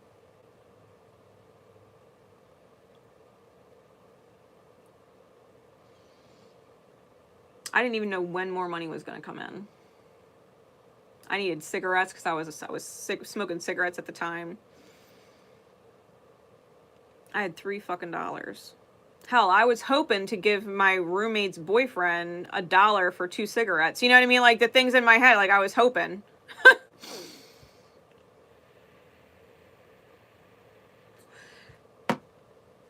And I was guided to make a donation. So I literally donated my $3 to someone. I was guided to give it. It's all I had.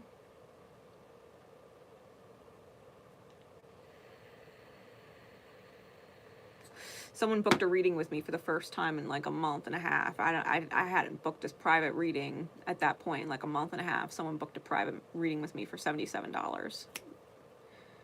PayPal'd it to me. I was like, holy shit. I was able to go buy my own pack of cigarettes, and I got myself dinner. Like, thank you, spirit. Sometimes you just have to do as you're guided. And express that however it needs to be expressed, whether it's your words, I'm sorry, I'm just not vibing with it, or, you know what, that's a really great idea, or, you know what, why the hell not? Like, let your actions speak just as loud as your words. Doing as you're guided, spirit will always thank you. Because when you do as you're guided, you're acting in alignment with and for spirit. Your spirit, capital S, like self, spirit. You're acting in alignment with your higher self. And yourself, your energy is always grateful for being in alignment, and it manifests. Your energy manifests your reality. You don't have to create anything in your own mind. Like, it'll just happen. You exchange with spirit. You exchange with the universe. Everybody else is just in and of the world. And they show up in alignment with your vibration. I'm always super grateful when I'm able to donate to people, because you know what, at the end of the day, like, they're rippling. They're rippling healing to other people, and I hope it encourages them to continue to do that. Continue being there for people. Like, they're reaching people that I don't reach. When you do what's in alignment with you and you put somebody in a good mood because you were in alignment, their energy, their good energy ripples. They're paying that energy forward to someone else because they went from feeling in a position of whatever to feeling better. And they're reaching people in their world that you would have never reached or touched. Like, your vibration ripples. You know what I mean?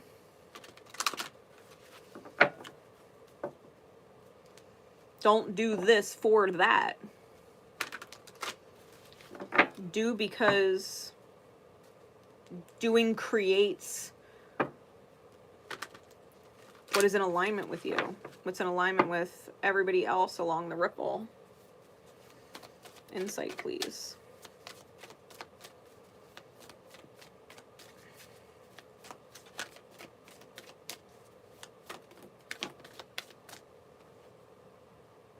Yeah, truth be told, chop wood.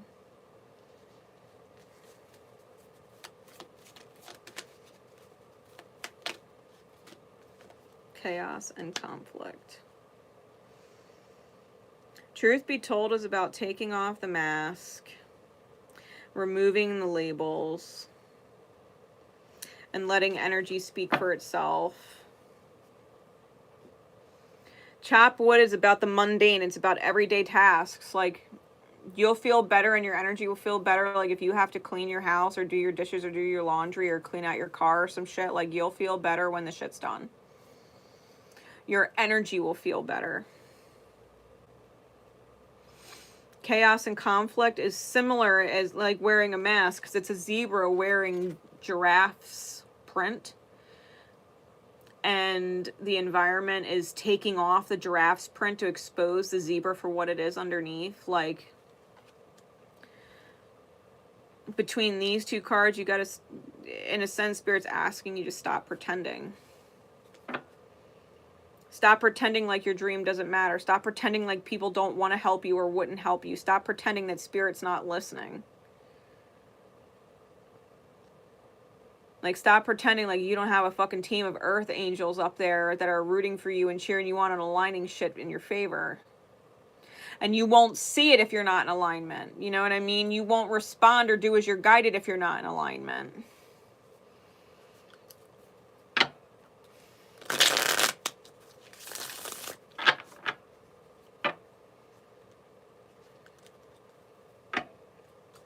Take people, circumstances, and your own energy for face value.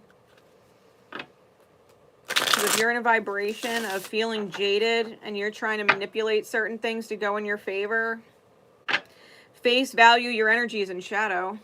You know what I mean? Truth be told.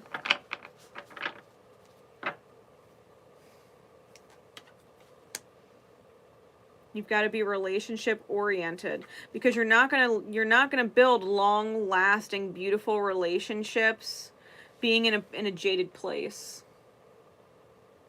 You're never gonna let anybody close. You're never gonna give too much of yourself, because they might not pay it back.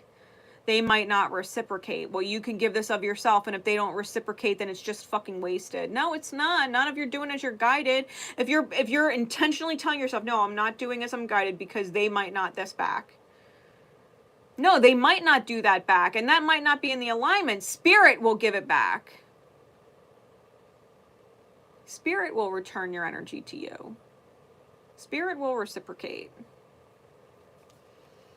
Being relationship oriented, you just do what you need to do and trust that you're in equal energy exchange with Spirit. Take your expectations off of other people.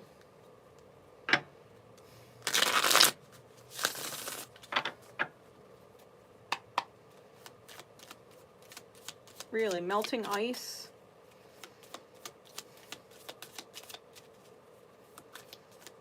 Ice is the element, water is the element of love, frozen. Maybe you've stopped giving because you're tired of not getting in return. When really, Spirit's like, don't you see all that I've given you? Like, do you really feel like you're not getting in return because you're not getting it back from specific places that I've guided you to give it to?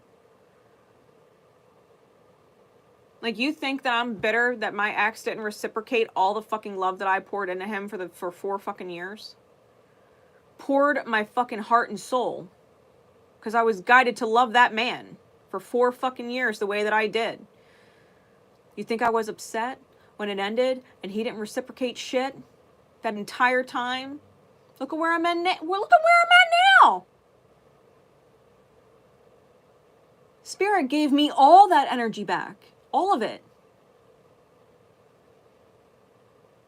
You think I'm upset? Far from upset. Far from upset. I am ecstatic, stable, happy, at peace. People in my life that love me. I can't be upset that he specifically didn't reciprocate it. Spirit did. Spirit said, thank you. Thank you, Grace. You were guided to do all that shit, and you did it. You got out when it was time to get out because you were guided to go. Thank you. Perfect. Let me bless you with all this beautiful shit. Thank you, Spirit. My love wasn't wasted. It was given as it was guided. In all of its forms, love, including leaving. That was a form of love. Like, I'm leaving now to free you to do whatever it is in your life that you got to do next.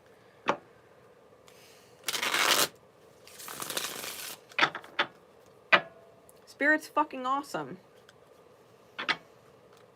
Be in equal energy exchange with Spirit. Do as you're guided. Don't feel upset that anything is wasted. It's not.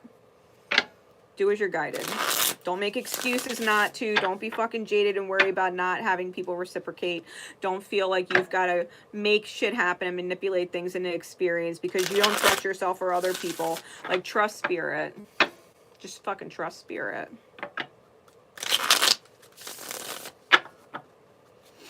It's never about other people. It's about you and your relationship with your higher self. Your relationship with the source, creator, energy, whatever you want to call it. Clarified truth be told. More insight, please, Spirit.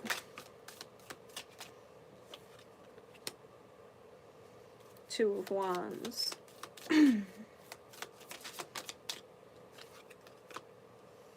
Yeah, you've got to generate change. Two of Wands, Two of Discs. It's Genesis and change energy versus destruction and stasis. This is about you generating a shift.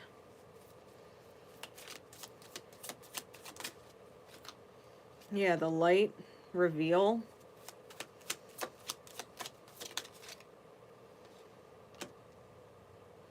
Confusion, Eight of Swords. Like, your environment, this is revealing confusion versus concealing frustration.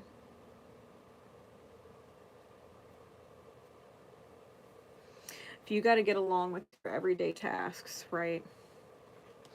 Your outer experience is a reflection of your inner world.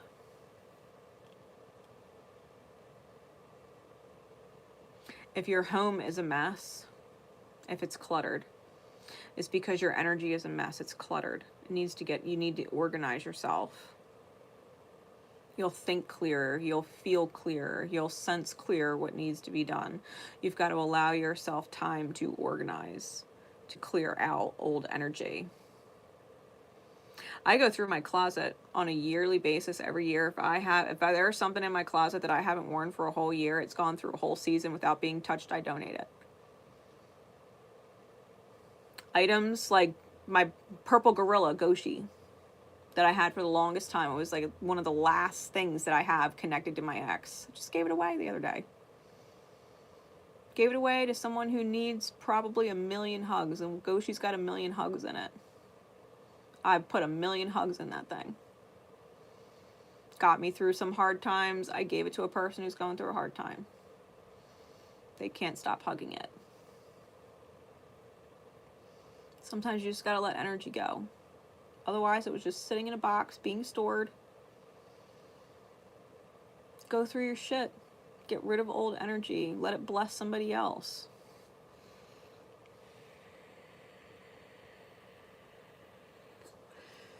Have all this stuff lying around in your outer experiences because you've got a lot of stuff lying around on the inside. Just got to go through it and let it go.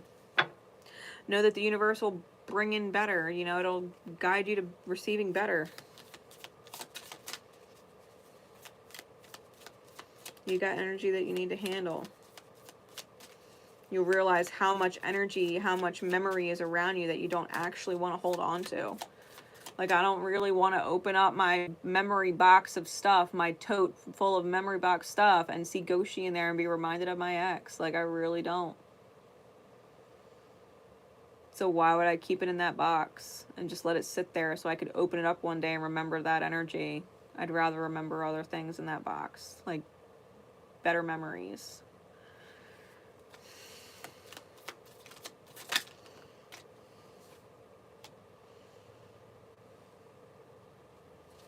Six of discs and 10 of discs. Yeah, this is generosity and legacy. This is the chaos and the conflict within the self.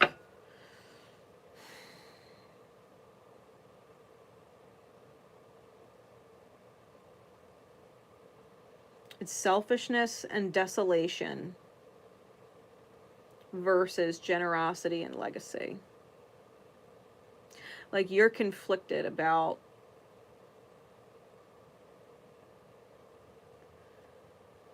who you are. Like, when people look back and remember you, let them remember you as being someone who was always super generous. That when people remember you and they talk about you and you're brought up in conversation, like, yeah, that person, they were always so nice. They were always so generous. Everything I ever needed, like, they were always there. Like, you're conflicted about your legacy. Maybe you're supposed to be a super generous person. That when people remember you, that's how they remember you. Like, when people look back, that's how they remember you.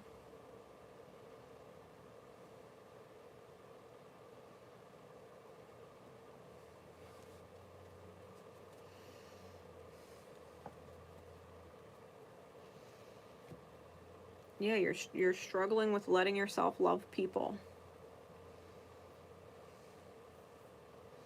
Who knows? Maybe you're guided to give to a certain person and you don't know why, because you owe them from a past life. And you're like, no, I'm not closing out that debt. I'm not going to do as I'm guided and close that debt.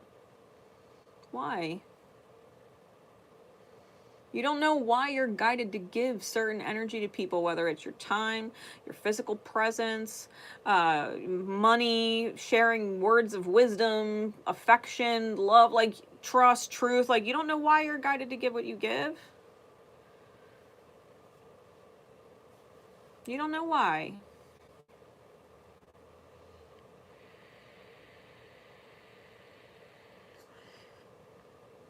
Let people remember you fondly. Give your good energy as you're guided and continue on your path with no expectations in return.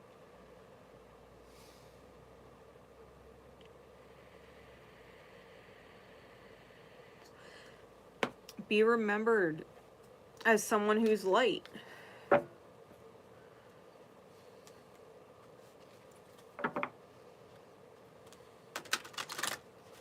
Leave that impression on people.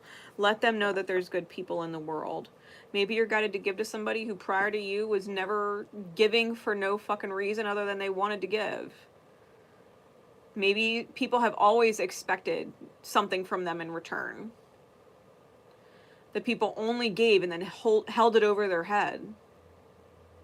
Like, my mother was one of those people. She would give and give endlessly, but then she would constantly hold it over your head. Well, I gave to you, you owe me, blah, blah, blah. Like, no. Maybe that's why I am who I am most of the time. Like, if I give because I want to. I don't expect anything back from people. If they give back to me, that's awesome. Like, that's awesome. But maybe you're just being called to be a person in the world that is unconditionally giving, and you do it as you're guided because maybe no one's ever, maybe someone hasn't experienced that before, and that's important for them to experience that. It gives them permission to do the same thing. It teaches them that there's something different. It doesn't always have to be tit for tat. It could just be because.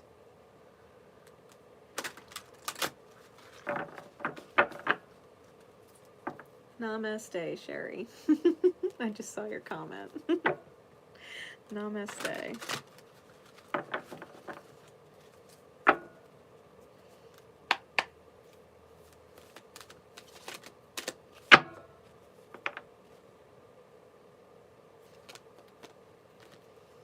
Find a way to calm the waters of your own mind.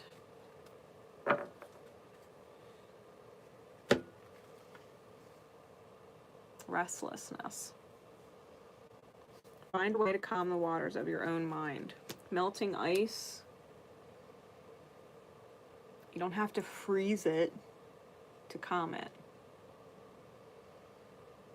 But you can absolutely remember that there's a reason why the tides come and go. There's a reason why the currents flow. There's a reason why it doesn't stagnate. There's a reason why all the water on this earth is not frozen. There'd be no life. There's a reason why water is not frozen all the time.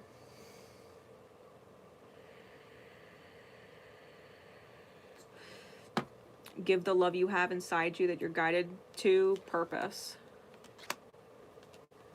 You want to calm the waters in your mind? Give its movement purpose. Allow it to be purposeful. That was secret code name Melting Ice.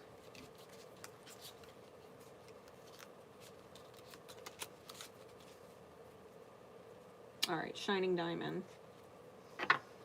I've already done Prismatic, White Lilies, Wild Violets, a Tiger Stripes, and Melting Ice. We're going to move on to Shining Diamond, Desert Blooms, Renegade, Ice Cream Sundae, and Moonlight. All right, we're about halfway through right now. So Spirit, please, for Shining Diamond. Secret code name Shining Diamond, and those who would resonate to this message.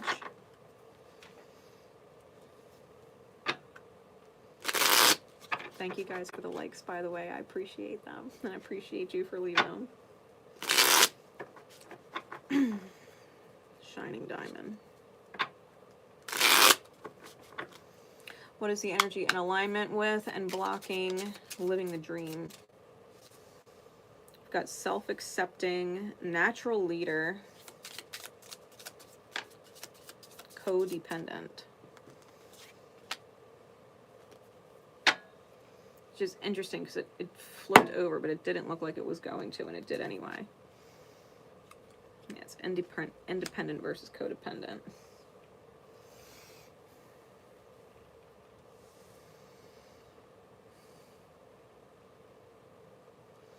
Self-accepting natural leader. I think you, Shining Diamond, honestly, I think you're in alignment with spirit. I think you accept yourself for who you are, knowing that it is good.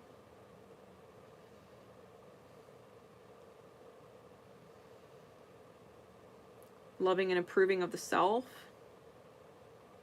And I feel like you lead by example for other people.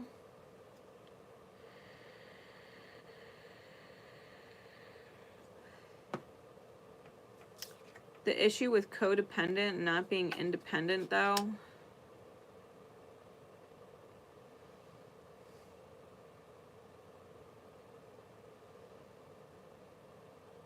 it's almost like feeling like you need other people to live the kind of life that you're living and not feeling like you could do it on your own. Or that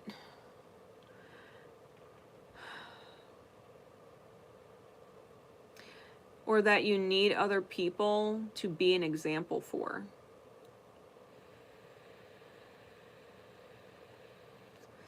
Almost like you're surrounding yourself with lower aligned people so that you can lead by example. Because if you didn't have them to lead, you wouldn't necessarily know how to lead yourself. Does that make sense?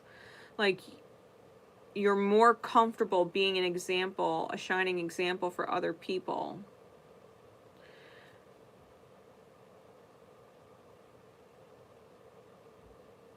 than you are actually applying it to your own self.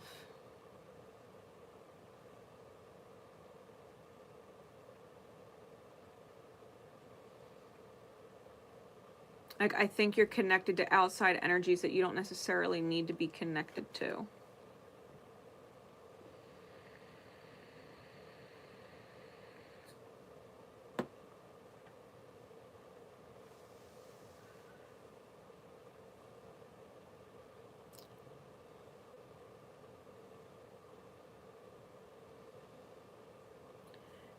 Whoever you're dependent on in your reality,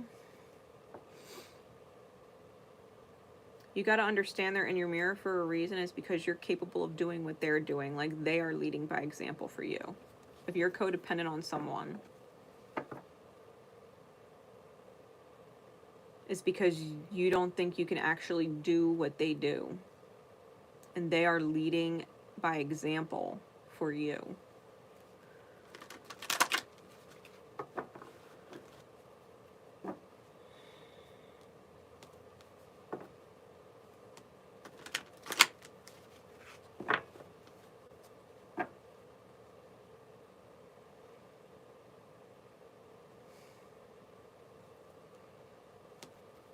Like, back in the day, because now I'm a fucking workaholic. But back in the day, I wasn't always like that. I wasn't always like that. I wanted a more traditional relationship like my mother and my father had. And I wasn't like earning driven, money driven. I was more like traditional housewife oriented. And because that's what I learned. That's what I learned about relationship dynamics, you know what I mean? And then when I met who I believed was my divine counterpart, and I'm looking in the mirror at things and I'm integrating, right? Because our counterparts hold qualities that we ourselves are capable of possessing and don't yet. And he was so driven. He worked so fucking hard, like putting in tons of hours. He was stable financially, like all of this stuff, or at least that's the way it appeared. And I started integrating those qualities, those good qualities, right, within myself. And now I could not settle down into a fucking housewife life if I fucking wanted to. I love working. I love making my own money. I love being fucking financially stable. You know what I mean? And I integrated the qualities of someone that I looked up to, who I was very emotionally, like psychically, like codependent on throughout the dynamic. You know what I mean? I accept that the reason for our season was to push me into alignment with an integrated version of myself. Like, I'm fully capable. I don't have to be my mother. You know what I mean? I can be authentic to myself. And that's a big deal. So, like, whoever you're codependent on in some which way, shape, or form, like, understand you could take their best qualities and integrate it so that you're not codependent on them. It's only going to push you into alignment with your integrated higher self.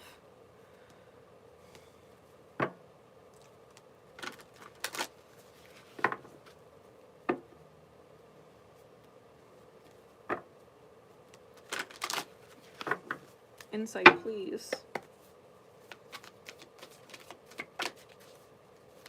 Because you're only going to shine that much brighter. You know what I mean? You're only going to lead as an example for that many more people.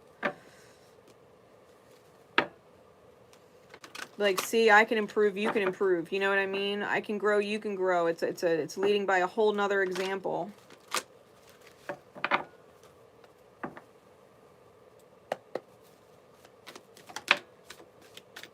Yeah, Treasure Island.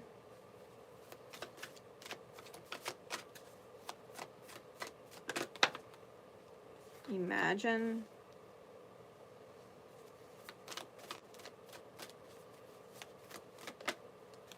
And Mending.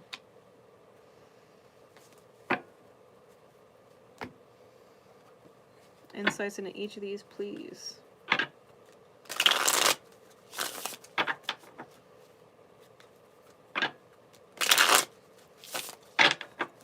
Spirit, clarify Treasure Island. Like, we're talking about getting in alignment with living the dream here.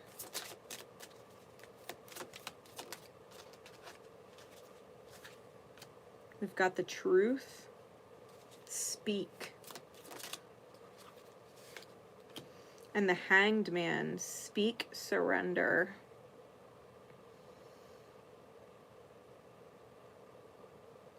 The reverse of this energy is silence and rejection. Like, to be silent is to reject the truth of your authentic self. Don't forget, like, actions speak louder than words. So when it says speak, it's not just with words, it's with actions. Like, surrender. You silencing your own self or silencing your potential is rejecting the self.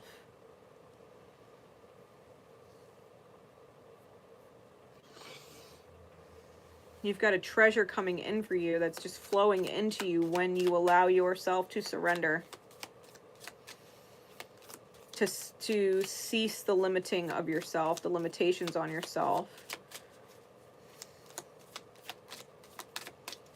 Like, yeah, you can be an awesome person. Does that mean you can't improve at all? Does that mean you can't continue to grow, shift, morph, change, create more? Got the 8 of Wands with Imagine.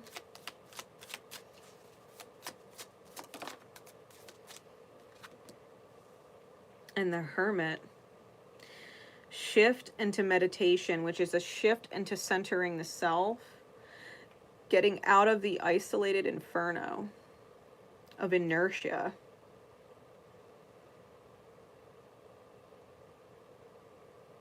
This is not about stagnating.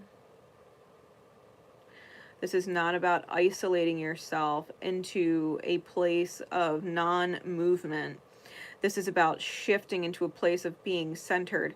Sometimes you've taught as much as you could teach where you are, and you've got to be able to surrender into your own path and move forward no matter who you're quote-unquote leaving behind.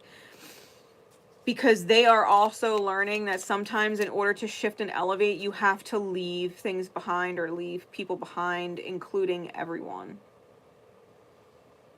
Sometimes you have to leave behind everyone and follow your dream or follow your star kind of thing. You know what I mean? Sometimes you have to go within and allow yourself to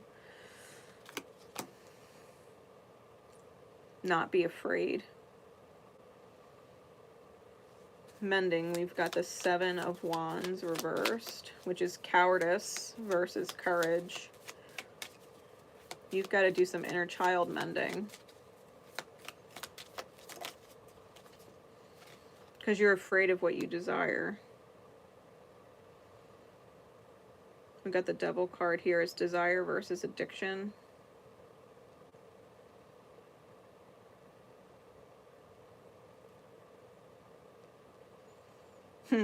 That song with Drake is in my head. May not mean nothing to y'all, but understand nothing was done for me, and I don't plan on stopping at all. I want this shit forever, man, ever, man. like you've got to go after what you want. Like, no one's going to give it to you. Like, nothing's just going to be handed to you. Like, if you want more out of life, then you've got to go get it. And that's the example you're going to lead for other people. Like, if you want more out of life, sometimes you got to go get it. You got to go get it. And you could leave everybody behind to do it. It's not like you're going to forget about them or they're going to become obsolete. You know, you'll always have a place where you remembered where you came from. It's being humble. But that's what makes the victory so much more great.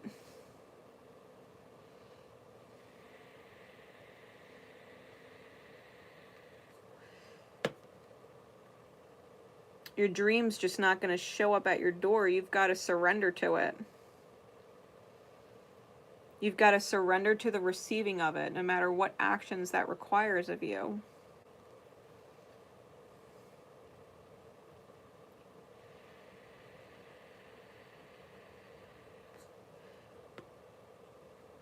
Like, I never lost sight of my dream. So much so that if that meant that I had to detach from my divine counterpart, my twin flame, then I had to do that. Because I wasn't going to be in alignment with my dream had I stayed with him in the energy he was in. I had to leave my family behind. They weren't in alignment. You know, my personal experience. I've had to leave friends behind. I've had to leave places behind. I've moved from New Jersey to South Carolina and back again, went across the country and back again, ended up in Chicago and back again, and now I'm in, you know, bumfuck nowhere, Illinois, and, you know, I'm gonna end up moving again. You know what I mean? Like, you have to allow yourself the ability to surrender to the receiving of your dream, because if you allow yourself to stay in a place that is not the actual dream and the reality, if you don't move out of what is not the dream, then you're never going to move towards the dream. You're going to stay stuck in a place that's not the dream. It's not ideal. It's not what you want. It's about you getting really real with yourself and being like, if I settled here where I'm at for the rest of my life, would I have lived my dream? If the answer is no, then something's got to shift. Something's got to shift. The dream's not going to show up where it's not aligned. The dream exists in alignment somewhere, waiting for you to align with it, to take the actions that put you in alignment with it. Achieving the dream is a real thing. Like, it's totally possible. People do it.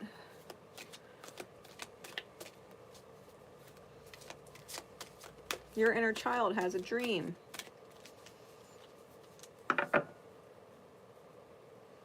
Who told you that's not possible? Who told you it's a pipe dream, a fantasy? When maybe it's your authentic path. And it ain't too fucking late to go get it, because you wouldn't be getting this reading if that was the case. Yeah, we've got visionary and increase. You're learning to synthesize all of your creative ideas into action. You've successfully manifested something near and dear to your heart. Like, visualize. If you can see it in your mind's eye, then it's possible. Then it's possible. And you've got to believe in that vision. And that every time you act in alignment, you allow yourself to morph and evolve and shift and be in touch with your own self and your path here. Like, you're closer to achieving it. You're capable of manifesting something fucking awesome. Natural leader, self-accepting, like, your potential is huge. You just got to surrender to it. Why is anything or any place or anyone holding you back from going after whatever it is you dream about?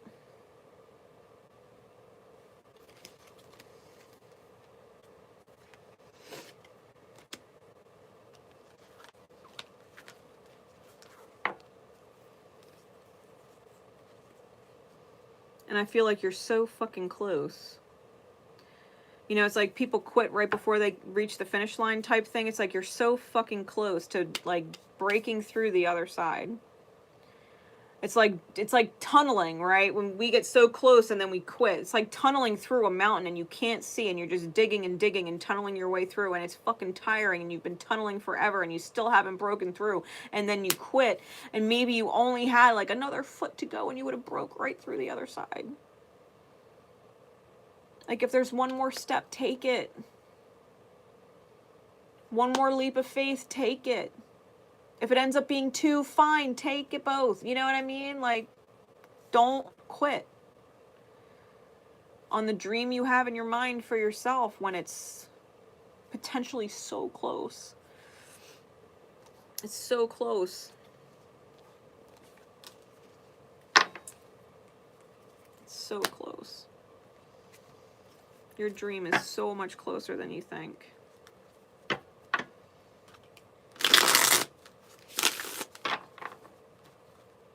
So much closer than you think. Shiny diamond.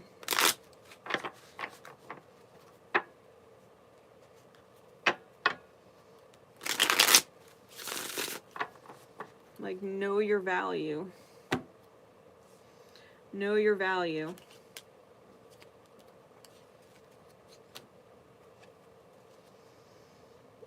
It's no different than, like, let's just say you are a diamond in the environment you're in, someone will give you $100 for it. You're like, all right, $100 ain't that bad. But you being the same diamond somewhere else, someone will be like, yo, I'll give you $1,000 for it. Same diamond, different environment, different value. Know your value. And then let yourself be guided to wherever that value is truly recognized. You know what I mean?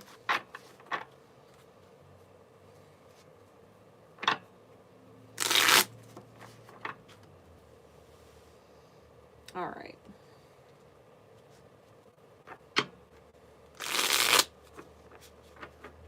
Desert blooms.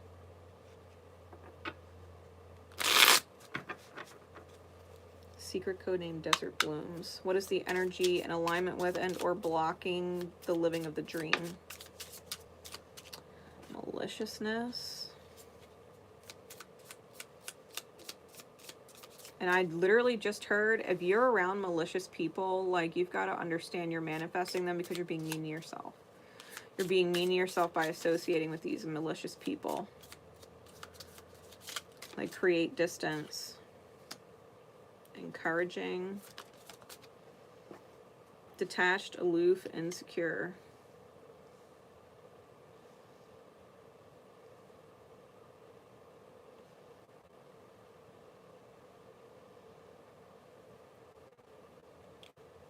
Like, if someone gets off on hurting you or watching you be hurt,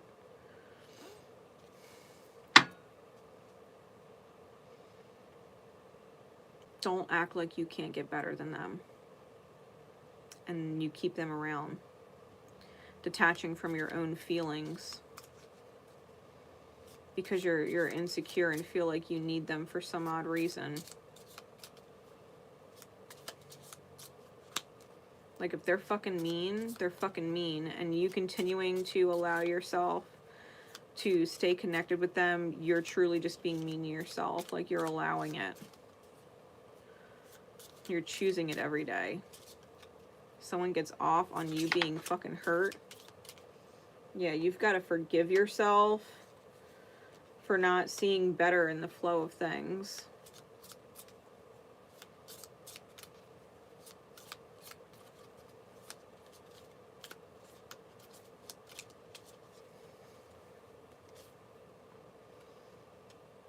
Yeah, you've got to pay attention to how you feel, because if it doesn't feel good, it's not acceptable.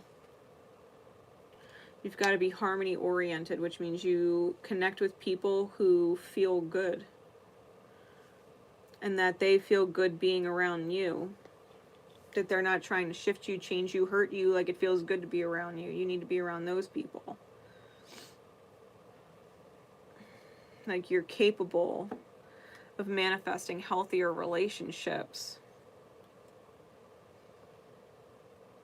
You're capable of creating a better life. Like, why are you being mean to yourself, allowing people in your life to be consistently mean to you? Like, don't negate how you feel. How being around someone's energy makes you feel. If being around someone's energy is constantly making you feel like shit, like, stop being around them.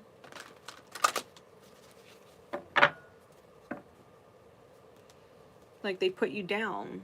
They make you feel like shit. They say things that are fucking mean. It's fucking mean. It's uncalled for mean. You don't gotta eat that. You don't gotta take that because you need them for some fucking reason. Like, fuck that.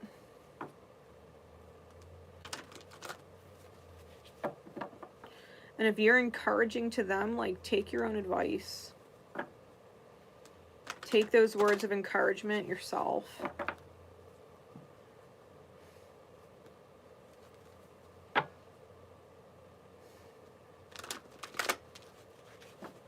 Like, if you would tell them that they're better than that, they don't have to stoop to that level. They don't have to talk to you like that. They're better than that. When you've got to understand that you're stooping to a level that you're better than.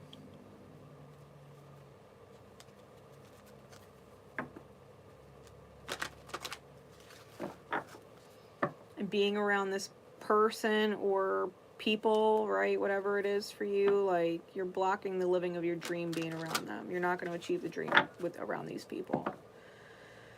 And if you're fucking mean to people, let's just say it's the other way around and you're fucking mean to people and you say shit that you know is fucking mean and you don't care. Like, you're detached and aloof and you don't care. Like, you've got to recognize that comes from your own insecurities. And everything that you're saying to other people that's fucking mean, like, that's how you feel about yourself. If you would sit there, you know, let's just say, or someone would sit there and say, oh, you're a piece of shit. Well, fuck you. You're a piece of shit anyway. Like, fuck you. You're a fucking failure. You're never going to amount to anything. Like, you're just a fucking piece of trash. Like, the person saying that, like, their mirror, that's how they feel about themselves, and that's their own energy.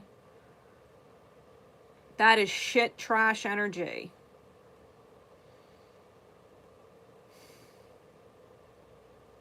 There's no reason to be fucking mean and watch someone get upset. Because in the two-way mirror, the person that's upset, whether it's you or someone else, right? Whoever's on the receiving end of the malicious words and actions, like, that spirit just being fucking heartbroken. In the two-way mirror, that spirit just being fucking heartbroken.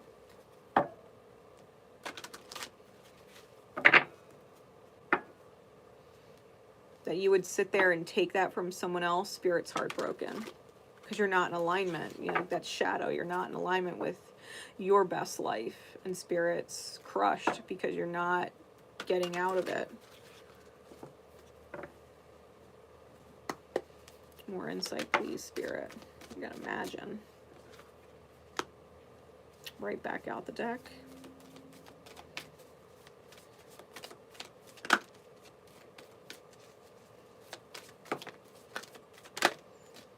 Fork in the road.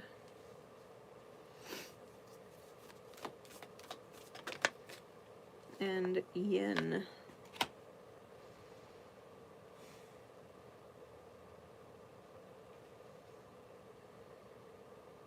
You already know.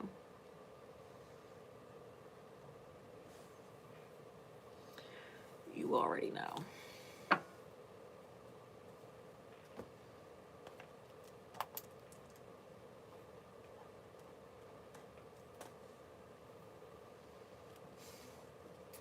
You know they're misaligned. You know you got to make a choice. And you know you deserve to receive better. You're imagining a better life. You're thinking about a better life. You're visualizing a better life. You want to flow in a different direction. You just haven't let yourself choose it yet.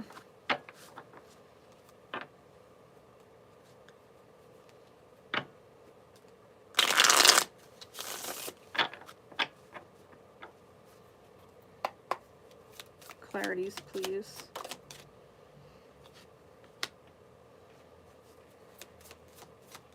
Yeah, you're imagining a happy life. You're imagining a happy home where things are healed and people aren't fucking mean. We've got the 10 of Discs and the Star card. You've got to prove a legacy of faith that no matter where you've come from, no matter how dark it was, no matter who or how nasty people were, like, you can get out of that. You can get out of that. This is a legacy of faith. That you're not trapped and stuck in that wounded place. Despair and desolation.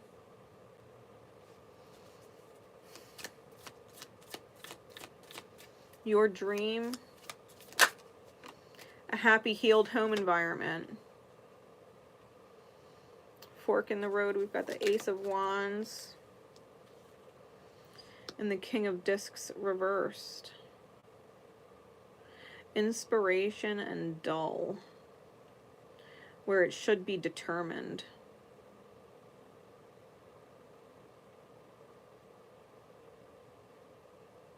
No choice is a choice. No choice is stagnation.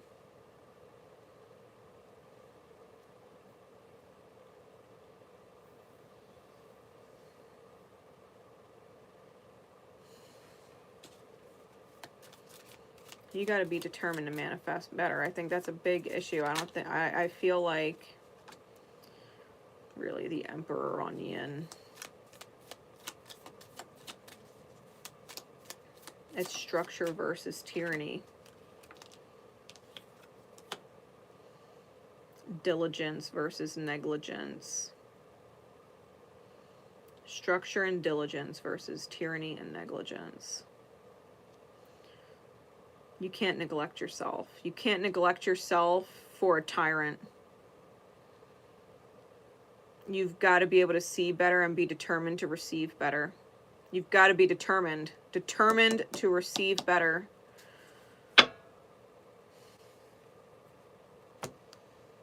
Maybe being around malicious individuals, mean individuals is something normal. Normalized in your life, but it's not fucking normal. Like, my mother was fucking nasty. She was fucking cruel. Cruel. And to me, that was normal. Because I grew up with it.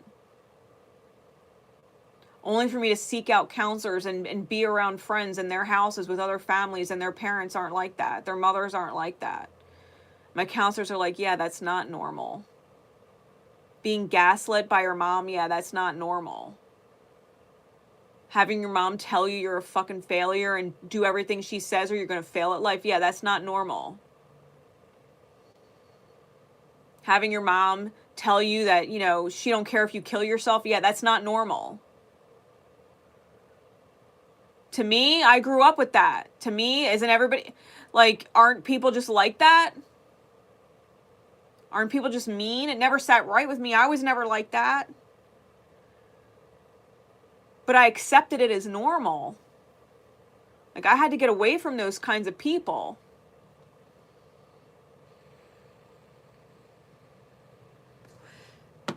My twin flame, who I thought was my twin flame, considered my twin flame, was fucking cruel. Like my mother. Cruel. Cruel.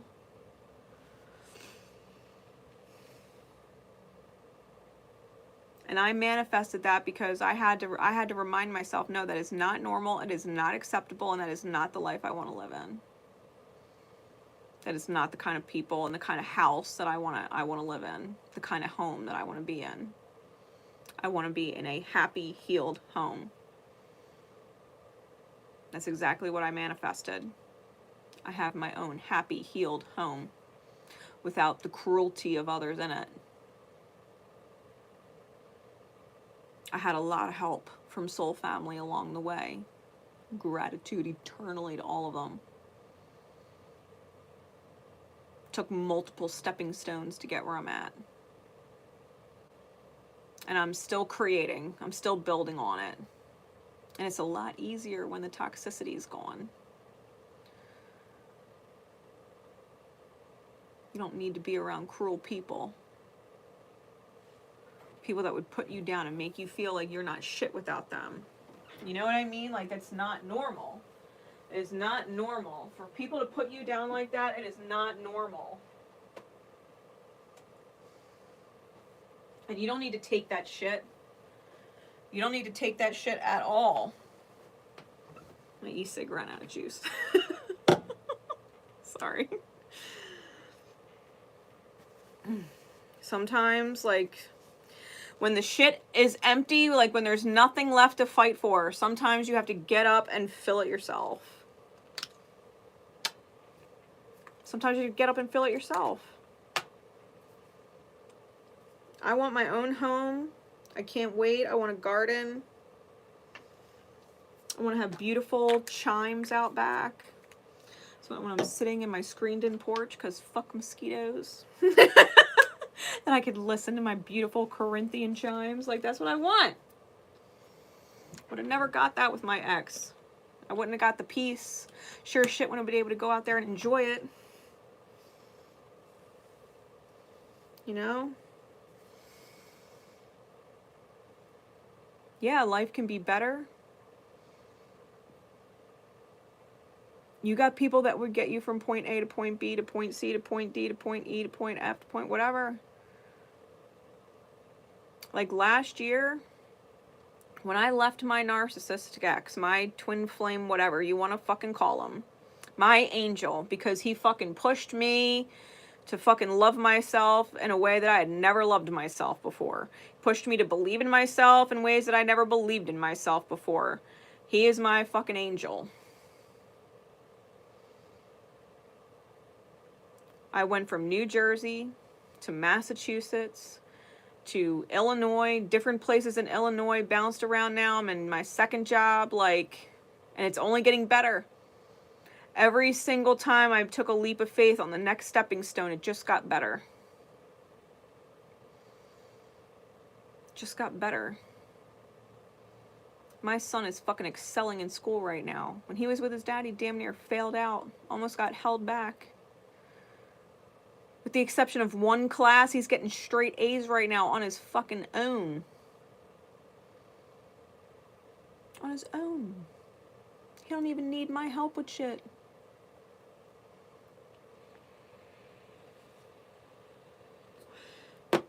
My bank account, I can afford to treat myself to things.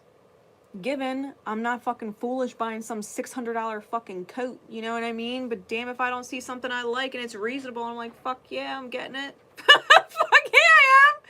You know what I mean? Like, my ex wouldn't have bought it for me. But I'm damn well in a position right now to buy it for myself. Amen.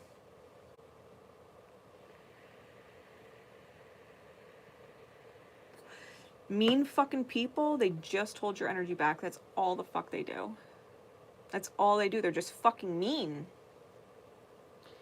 They bite the hands that feed them. They bite the hearts that love them. Like, they fucking break the hearts that love them. Because they're fucking mean. They're fucking mean. Nobody deserves that.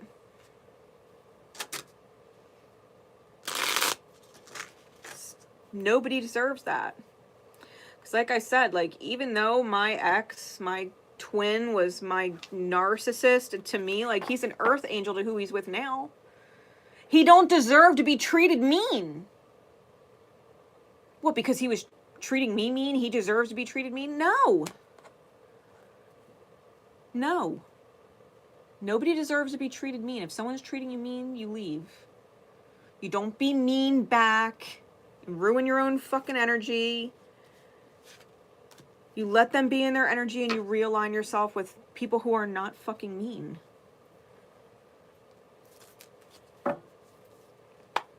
What's your guidance? Shooting star. You are a shooting star. You're about to step into your fullest potential. Full potential. What's up, Skag? How you doing? Yeah. Step into your shooting star potential. Like, your star seed, like, step into it.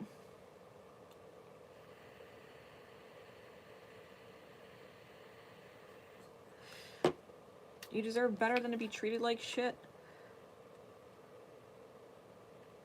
It doesn't even matter. It doesn't matter if you've got a bunch of people being mean to you, or you just got one person being mean to you, or if they're mean to you 95% of the time, or if they're mean to you 5% of the time. It doesn't matter. Mean is fucking mean. Malicious is malicious. Uncalled for is unfucking called for. And if they're doing it 1% of the time, that is 1% too much. That is 1% too much. Someone's being fucking nasty. Not today, Satan. Not today.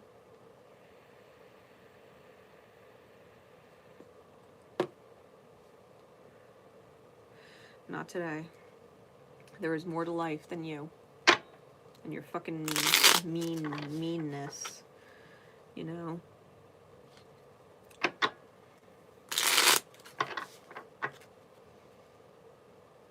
I don't tolerate that shit no more. People in my life, they're nice, they're kind, they're big-hearted, they're considerate, they're compassionate. they're not needy and they're independent in their own rights. You know what I mean? People want to be fucking mean to me. It's like, yo, thank you, because I can open up the door that fast, and you can excuse yourself, and I'm gonna shut the door. You're not gonna be invited back. You're fucking mean. I don't keep space available for people like that. And so all the people in my life are fucking awesome. They're wonderful, beautiful people. There's no one mean and nasty in my life. Not one. Life is fucking awesome. Life is awesome. Let life be awesome. All right. All right. Do a quick shuffle on this stuff. And then we are going to get into secret code name Desert Blooms, which was the coolest visual that Spirit gave me for that secret code name, because it really was a desert just in bloom, like cacti in bloom, different round plants in bloom. Like, it was really fucking awesome. So Desert Blooms. What is the energy in or out of alignment with living the dream? For secret code name Desert Blooms, those who would resonate to it in divine time.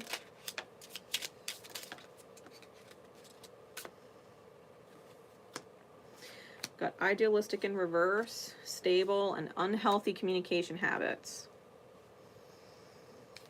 Idealistic in reverse is looming expectations, okay? And I feel like you have what is potentially expectations on yourself that you're not meeting, and so therefore you're projecting it at other people, which might be the unhealthy communication habit.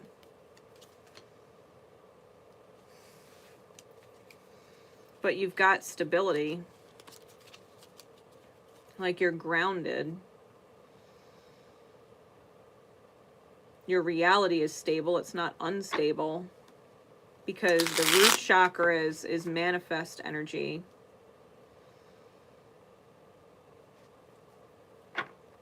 It's 3D world life energy. Like, your 3D reality is stable. But I think you've put expectations on yourself and or other people to be more or achieve more. And in the pursuit of that, it's the way you communicate that desire is unhealthy. Like, idealistic being a third eye card. You can see what you want, but you don't know how to bring what you want into fruition.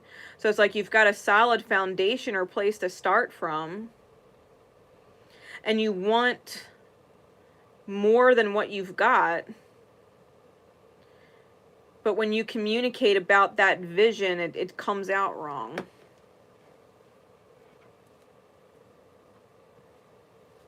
Your actions or your words are not syncing up with the vision that you have.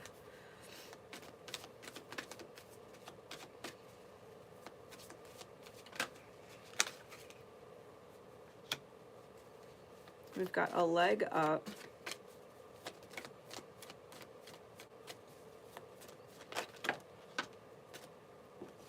Breathe, and building blocks.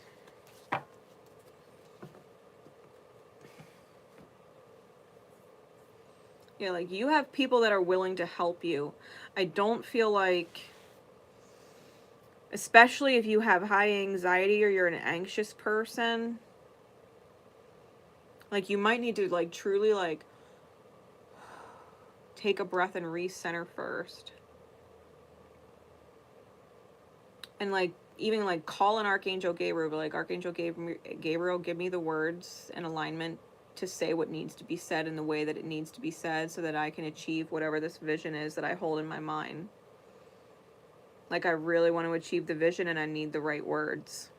Give me the right approach, give me the right tone, give me the right vocabulary, like, allow it to come out in such a way that the dream in my mind is manifesting for me. Because I see what I want, and I need to remove the difficulty in obtaining it.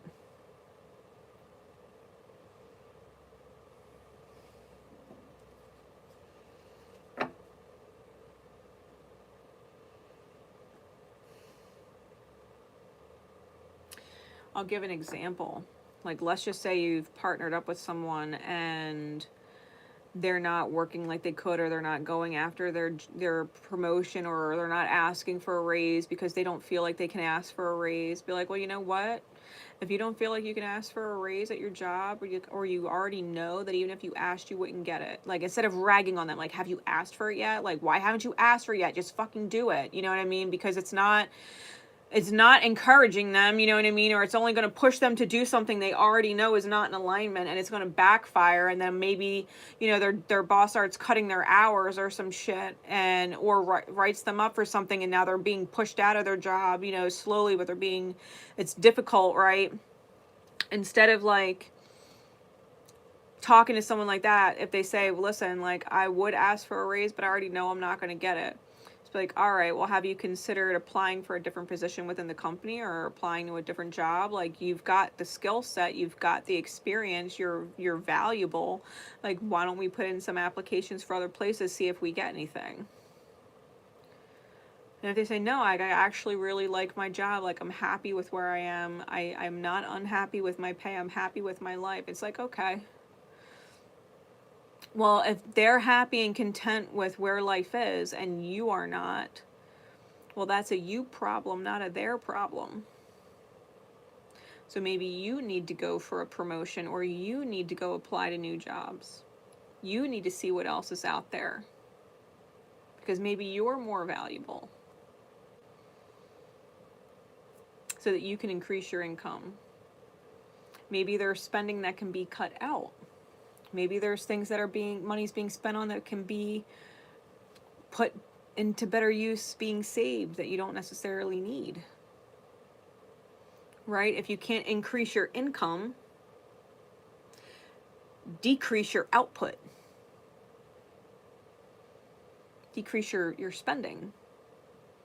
If you can't increase the money that you're making, then decrease the money that you're spending. You could save money that way, you know what I mean? If you need more money, you either have to increase your income or decrease your spending. So,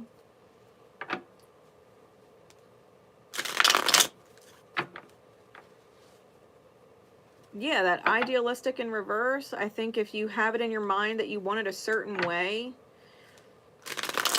you might be putting it on other people, when really you might just need to take ownership of it yourself. Like, you have help. It's not like you don't have help. It's not like your reality is not stable. Yeah, we've got the Magician, Child, which is all about possibilities.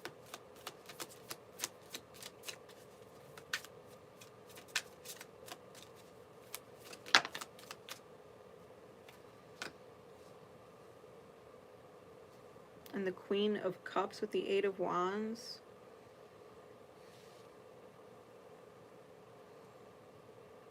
Yeah, you need to spend more time reflecting on the possibilities and shift.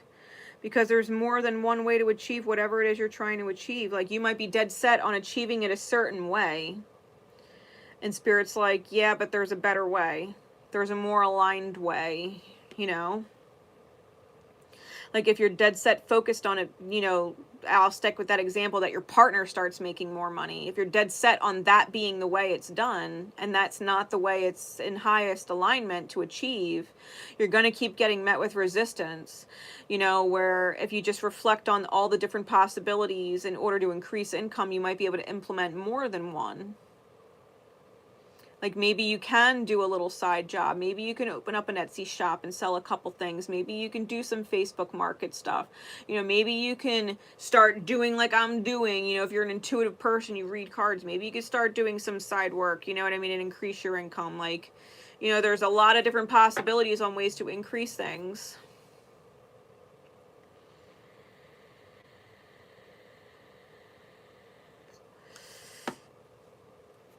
You got to allow yourself to be a little more open-minded and shift out of whatever tunnel vision or expectation you have.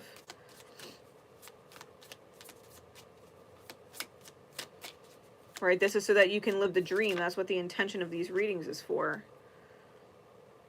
Yeah, King of Pentacles, King of Discs. And the Prince of Cups. Yeah, you've got to express your determination, and it's about putting your love into your actions.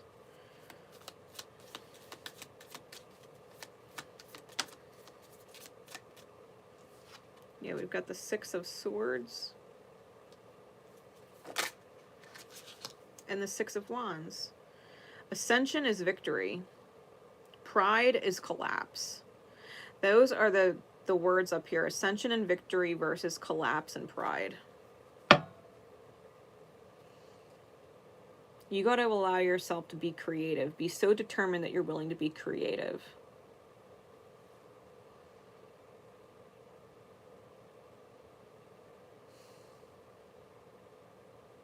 Have fun with it. Really, we've got determined here, and we've got determined on the top of the deck right here.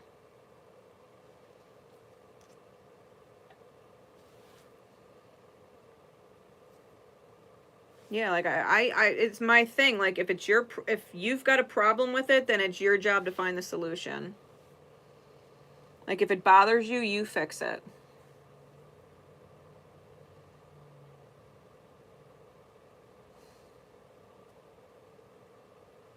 Like if the trash needs to get taken out and it's bothering me, I gotta fix it.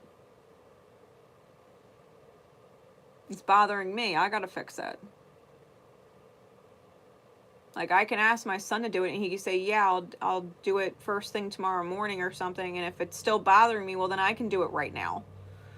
I'm not going to be bothering him to do it right now. It's not bothering him right now. And he said he would do it first thing in the morning. So if it's still bothering me then and it's right now, then I got to do it right now. It's my problem. It's not his problem. It's my problem. It's bothering me. I said the same fucking thing to my ex when he was like, the laundry needs to get done. I'm like, well, I'm in the middle of working. If it's bothering you that the laundry's not done, go fucking do it. What's stopping you from throwing the fucking laundry in? Why you got to wait on me to do it? I'm in the middle of work. He didn't like that fucking answer.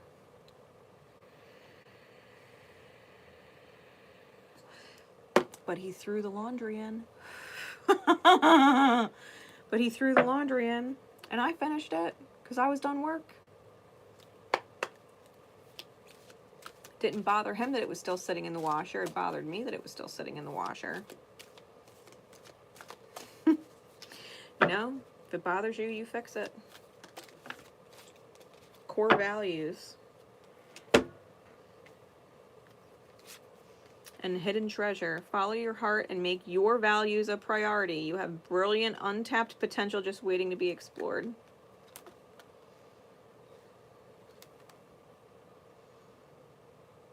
A lot can get done when you own responsibility for being solution-oriented. Because if you're focusing on the problem, you're going to end up creating more problems. But if you're focusing on solutions, all you're doing is eliminating problems. Because you're focusing on solutions. Solutions solve problems. Don't focus on the problem and what you haven't achieved yet. Focus on the solution.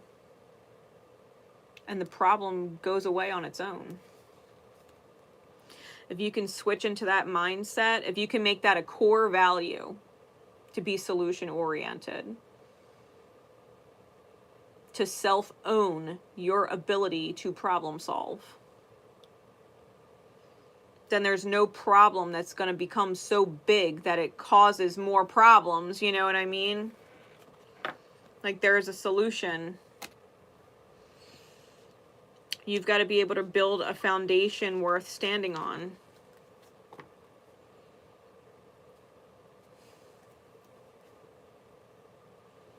Look back and see how far you've come.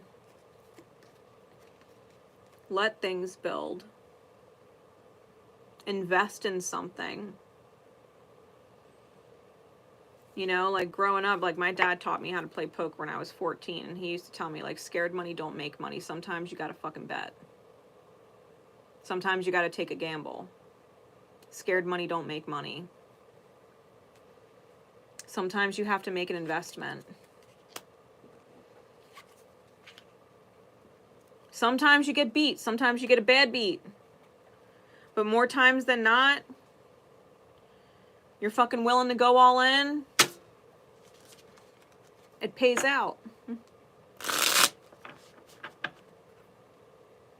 It pays out.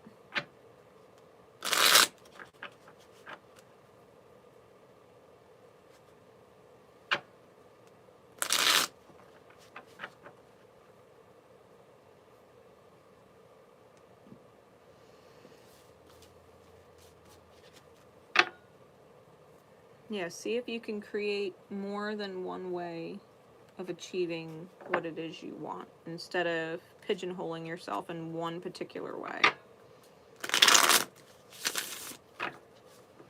Open your mind up to the possibilities of multiple ways. And know that people will help you to the best of their ability where they can. And that if they can't do more than what they're doing, that you are capable of handling the rest, and or what you need will come in from another person or from another way. People can only do so much. We're not meant to push ourselves or each other to our breaking points. There is such a thing as spreading ourselves too thin and stressing ourselves out, and that is not in alignment. If you're stressed out, you're not in alignment. You got to enjoy what you're doing. You've got to enjoy it. If something becomes stressful or overwhelming, that's your cue to let it go. For real. Desert blooms, like, you can create something beautiful from very little. You can create something big with very little. You might not even have to put any capital into it. Like, you could just start with what you got.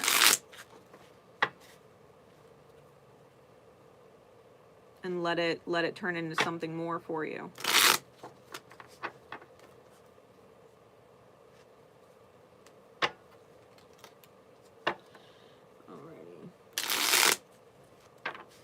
What's up, Suzanne? Hey, Rita, how you doing?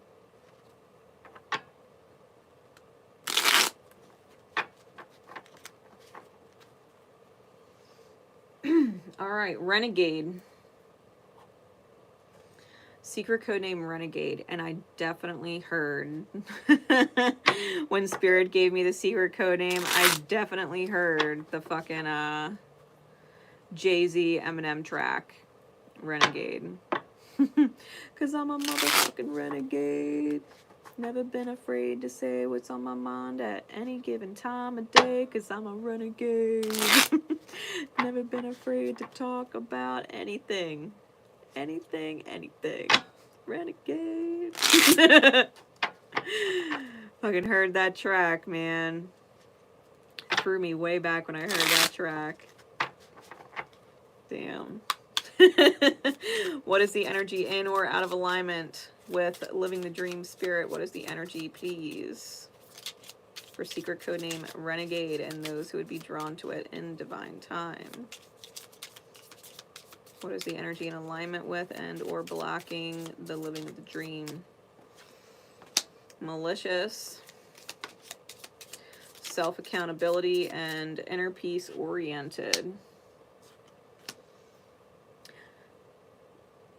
All right, so straight up. So someone else got the malicious card as well. And it's definitely, when you deal with malicious people or people that are just fucking mean and they say mean shit, whether it's one person, multiple people, 90% of the time or 1% of the time. Like, you're with someone who says things that are fucking mean and unwarranted. Like, it's bullshit. Like, there's no reason for them to be that kind of fucking mean. Like, you really do gotta let them go, because I do feel like you take accountability for your own self and value your own peace. Like, you're inner peace oriented, right? We've got 2 crown chakra cards here. You're in touch with your own divinity. You're not an angry, volatile person. You see your own faults, right? And acknowledge it. You're not fucking petty. You're not petty with people. You might be dealing with someone who is extremely fucking petty. And you can't be afraid to say what's on your mind, right? Renegade. Never been afraid to talk about anything.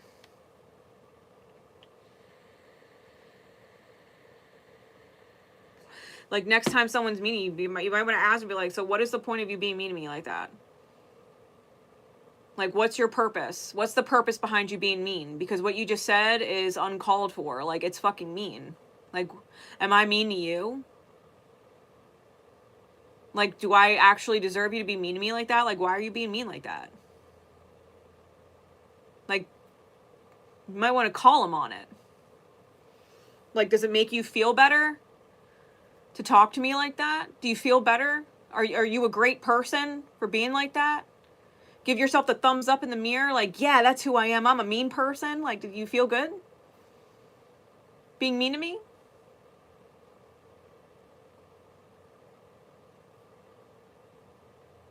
Might want to call somebody on their shit.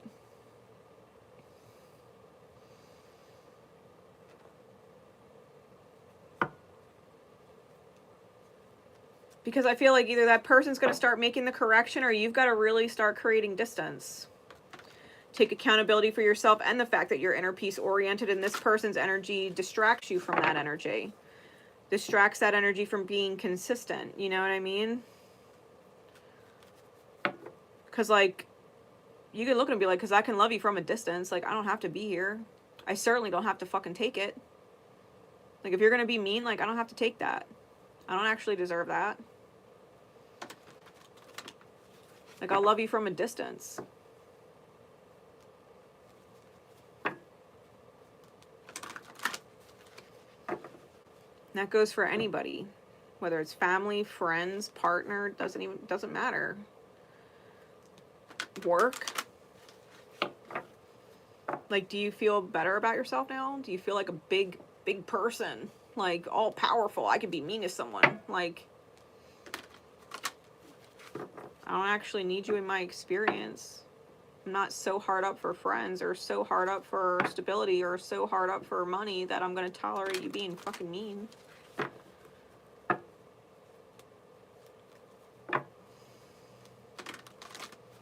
Can't stand that kind of energy.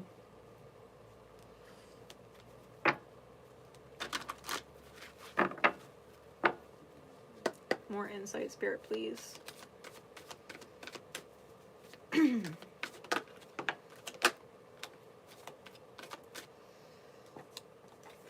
Yeah, we've got by the book.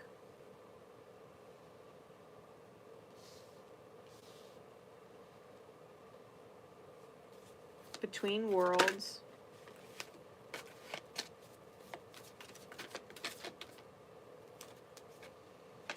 And never-ending story. Like, you might have repeat experiences, like same mean archetypal person, different body, different time. You know what I mean?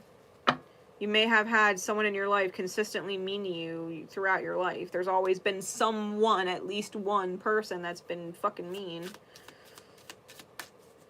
Clarified by the book. Ten of Swords, Three of Discs. You've got to close contracts.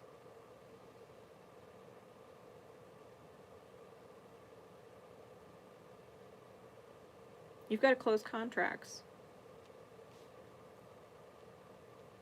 If someone's mean to you, you got to close the soul contract. Straight up. Like, universal law is universal law. By the book is all about universal law.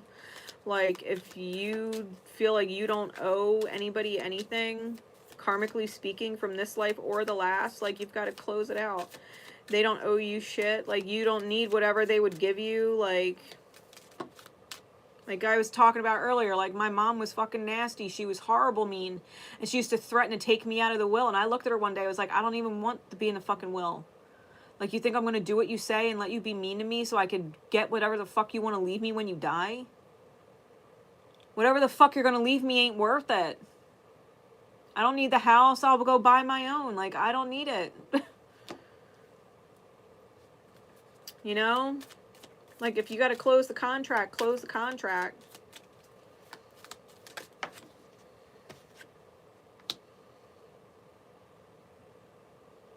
Yeah, you desire happiness, but you're addicted to sadness, and that's the world that you're in between.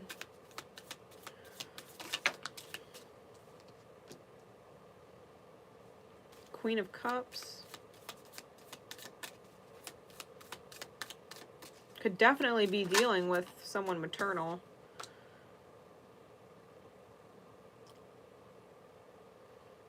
Yeah, Queen of Cups and the King of Swords. You're supposed to reflect on things from an analytical perspective, taking things for the value that they are instead of deceiving yourself and being judgmental, like maybe you deserve to be treated that way. Like, even if your past life, even if who you were in a past life was a fucking asshole and you betrayed the shit out of people, that they came back in this lifetime and just been hurting you ever since. Like, listen, motherfuckers, that was last life. That is not who I am this life. That is not who I am. If you wanted to treat me like shit and been mean to me, well, that was warranted last life when I was an asshole. But I'm not that this life, and it's not warranted. You can't just be here and treat me like shit. You got to close those soul contracts out. It's not fucking warranted. They have a vendetta against you from a past life. Tell them to get over that shit. That's a them problem, not a you problem. You healed that shit. You're not a fucking asshole this life like you were last one. You learned your lesson. It didn't feel good to be a mean asshole, so this life you came back and you're not. If they got a fucking problem with it because they were a do-gooder and they were fucking up your ass trying to bend over backwards, pouring empathic love, whatever, and swore that they were going to hurt you this life because you hurt them last life, well, that's their fucking problem. You don't have to allow that and align with that. That karma, fuck that. That's their problem if they're a bitter empath from another life and came back a fucking asshole. Sorry, it's not my fucking problem.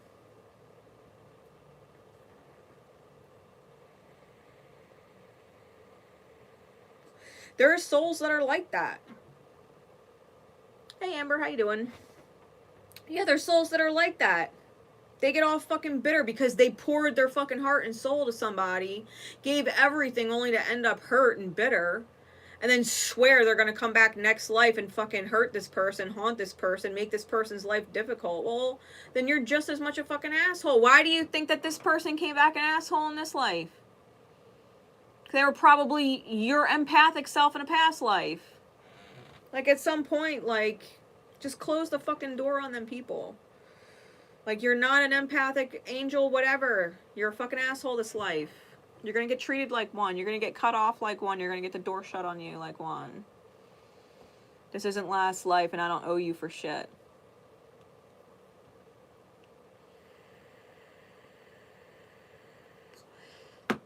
Really, like, if your fucking mother is mean to you or some shit because, you know, you fucking took advantage of her or something in a past life as a friend or whatever, like, you don't know that person's shit. It's a new life. There's a reason why we don't remember it. There's a reason why that door closed, that life closed, that body died, and we've got a new one. Like, it's a new book. New book, new characters. Old vendettas can be left at the fucking door. Thank you. Because it's a never-ending story, right? It's a never-ending story. It's just like the sands of time just keep running. Like, the sand is endless, right? They're in this fucking desert with all this sand, and the sand in the hourglass, it's like it's running out. Like, it's fucking... Fuck that. Fuck all that. Hell, this could go back to fucking Egyptian times, right? We've got fucking Egypt here on the card. Like, if someone's, like, honest to God, if think about that, if someone is still fucking bitter because back in ancient fucking Egypt, you stole their fucking camel, and they're like, bitch stole my camel, and I'm still pissed, I'm gonna get revenge 4,000 years later, like, that's fucking laughable, is it not? Like, you're still bitter over a camel 4,000 years later, you're gonna come and fucking torment my soul? Bitch, please, get over it, it was a fucking camel. Like... So you lost your fucking camel. I'm sorry life was hard. What lessons were you fucking learning? I don't know. Maybe it was to be responsible with your fucking animals and lock that shit up the way they were meant to. Maybe you shouldn't leave your shit unattended. Respect your shit. Or lose it. Fucking souls.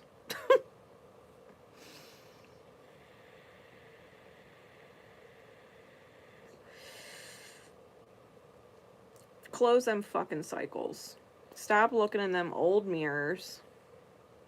It's not who you are anymore. Heck, who you are today is not the same person you were 20 years ago. Who you are today is not the same person you were 20 years ago. Do you really want to be judged and treated based on something from 20 lifetimes ago? That person needs to get over it. Sorry, that energy is not accepted here. Bye. Bye. You're not going to hold shit over me. You're not going to be fucking mean to me. No. No.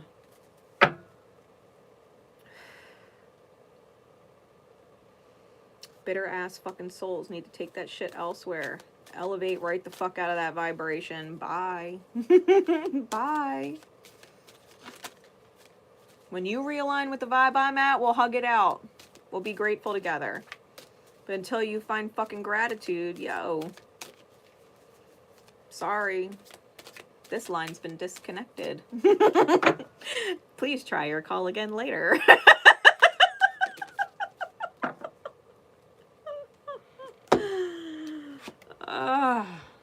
Yeah, hidden treasure. You have brilliant, untapped potential just waiting to be explored. Walk through the door. Walk through the door. Close it behind you. Nobody needs to hear it. Nobody needs to hear that shit.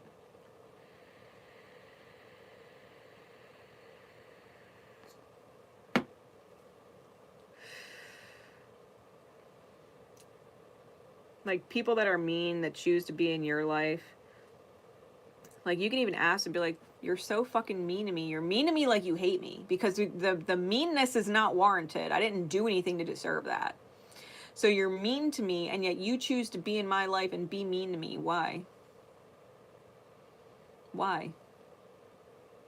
If I'm so horrible that you would be so mean to me, why do you keep me in your life?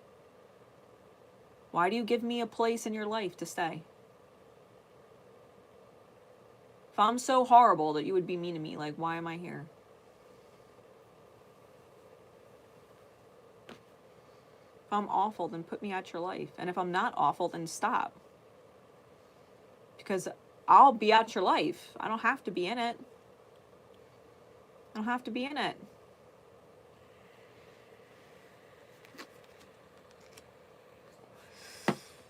You got a whole world of hidden treasures waiting on the other side of this fucking sad story.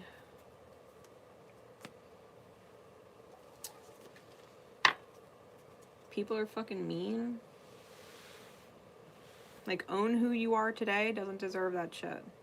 If you're continuing to punish yourself for past life shit, like, forgive yourself and let it go. Hold some compassion for yourself. Approve of who you are today, and remind yourself that who you are today does not deserve to be punished for whatever was done in a past life, that life is over. And this is a new one, and who you are deserves better. Get out of the past. Get out of the past. You gotta fucking speak your mind and fucking say it. Speak your mind and fucking say it.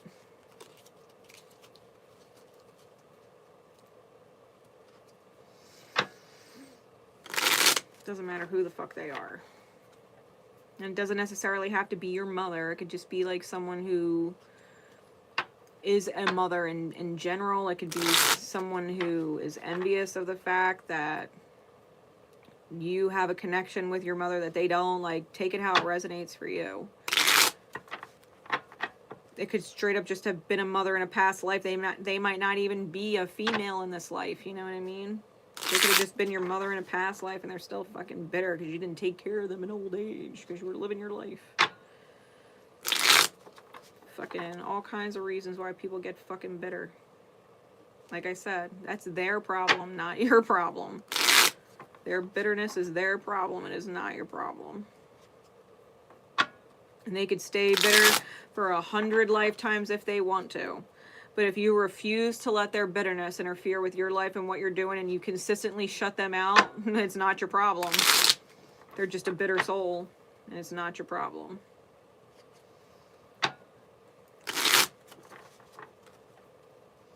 All right.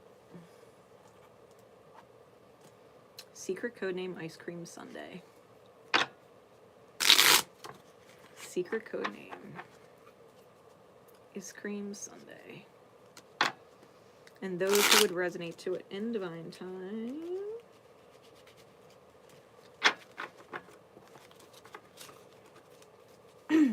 All right, Spirit.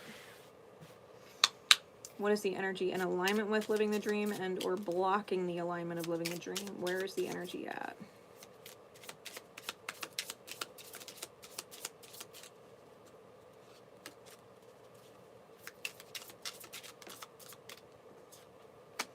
Got looming expectations, harmony oriented,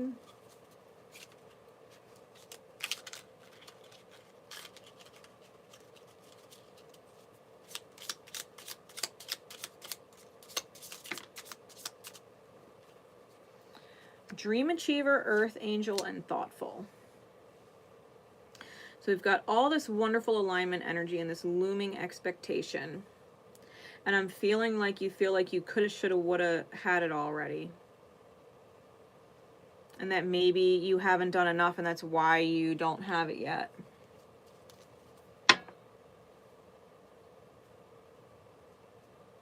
Maybe you have these looming expectations of other people on you.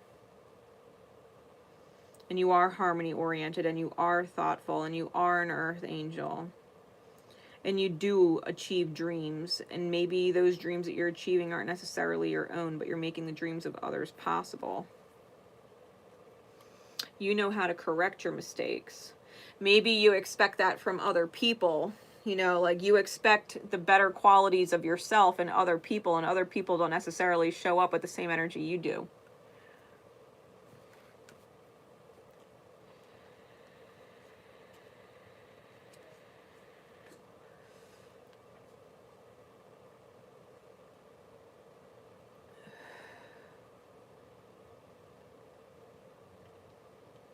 It's almost like you've got to allow yourself to be a little more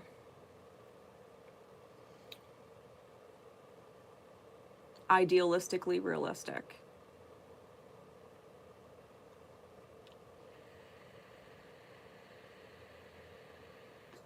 Like you're not out of alignment.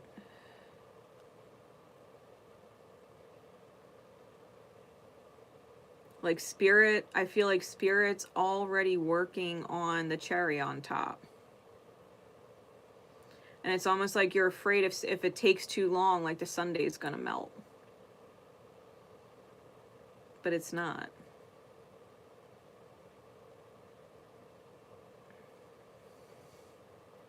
Like you won't be able to enjoy it if it takes any longer than it's been taking.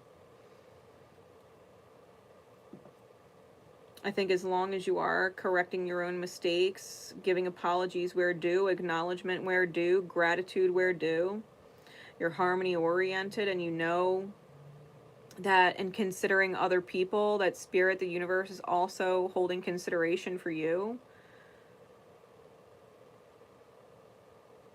Don't have this fear like you're going to fail or it's not going to come to fruition. You know what I mean? Because I feel like whatever is coming your way, I don't think you could stop it from being everything you wanted. I think your energy is in alignment. I think what you need, or need to allow of spirit, is more time.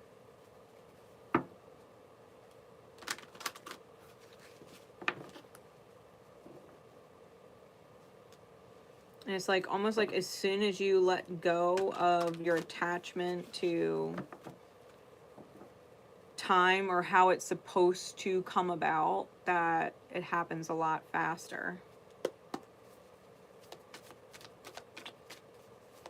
Like if you want to live the dream, stop feeling like it's far away or it might not happen. Because you're kind of already in the vibration of living it. Truth be told. Here and now. Yeah, you got to be more focused on the present. If you're focused on the future, you're missing the beauty of the present. If you're focused on the past and what coulda, shoulda, woulda been done different, like, then you're not focused on the present and what could, should, would be done right now. And round and round.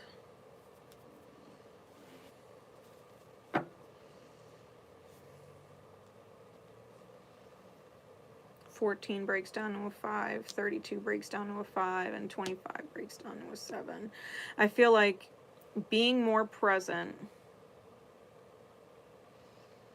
and taking away, it's almost like taking away a facade of disappointment. Because and I say a facade of disappointment because I don't think you can actually be disappointed in where you are in the present. You can't actually be disappointed about where you are in the present and what has already been made manifest. Like, you've already got your ice cream, you've already got your hot fudge, you've already got your whipped cream and your sprinkles. Like, how could you be disappointed with what you've got? Well, I don't have the cherry on top yet, so it's not the way I want. If I did this in the past, I would have had the cherry already. And if I focus on this future, this future, this future, XYZ, then, you know, I'll get the cherry. But it's like,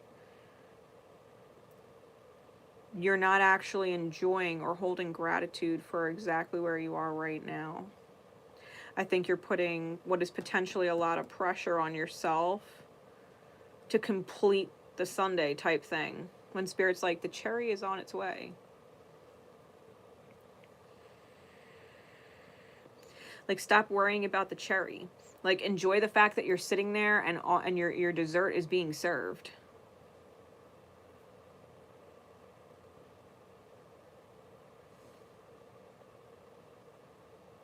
Because every time you've been worried about something not happening, it's happened. Like, before the ice cream, before you even had any ice cream in the bowl, you were sitting there with an empty bowl worried that the ice cream wasn't going to show up, but the ice cream showed up.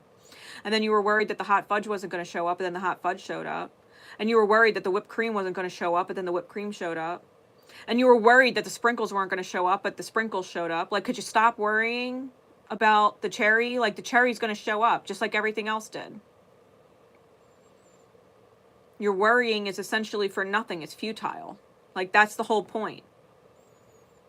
This facade of being disappointed, like, why? Everything you've wanted has shown up in divine time in a way that you probably didn't expect, but damn if it didn't show up.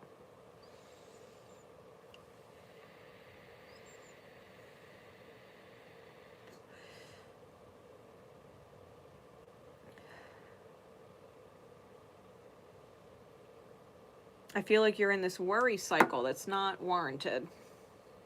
Like, Spirit's like trying to remind you, like, there's no reason to worry. What the fuck are you worrying for? Be grateful for where you are right now, because where you are right now, it's not going to exist again.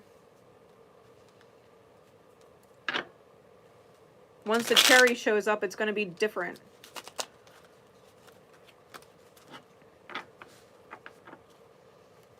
It's like enjoy the build process. Enjoy the build, because once it's built, you're going to enjoy the fact that it's built. You're going to enjoy the reward of it being completed. And it's a whole different chapter than the beauty of building and the gratitude for where you are that is getting you where you're going.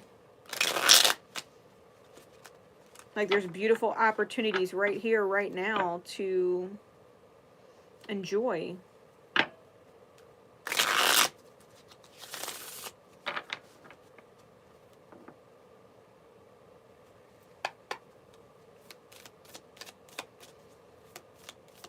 Like, if you wanted to start enjoying your sundae now, like, go enjoy your sundae now. You could take a few bites.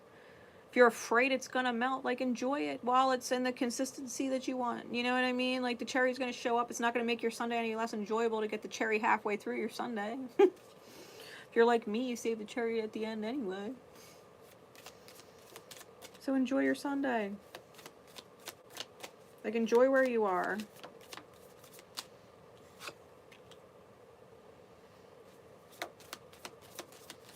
We've got the Queen of Wands. And the Five of Swords. Frenzied wrath versus passionate about the conflict.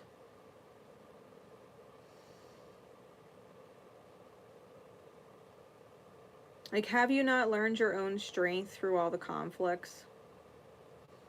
Have you not come back empowered through every single one of them? Have you not morphed in the fire of your own soul? Like, have you not seen the strength of yourself?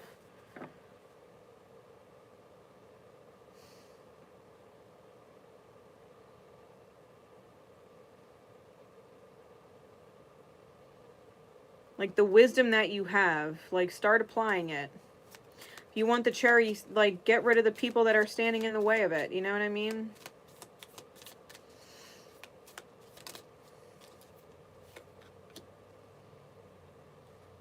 Justice.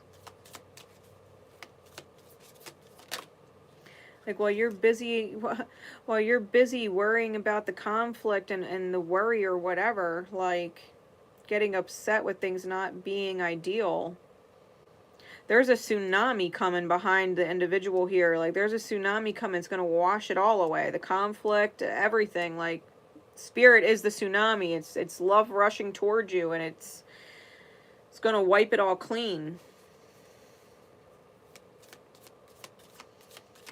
We've got Justice with the Prince of Discs with Here and Now. And we've got the Eight of Wands. And the Strength card. Again, passion, right? Passionate and passion. It's reiterating here. Shift into your strength and get out of cycles of weakness and inertia.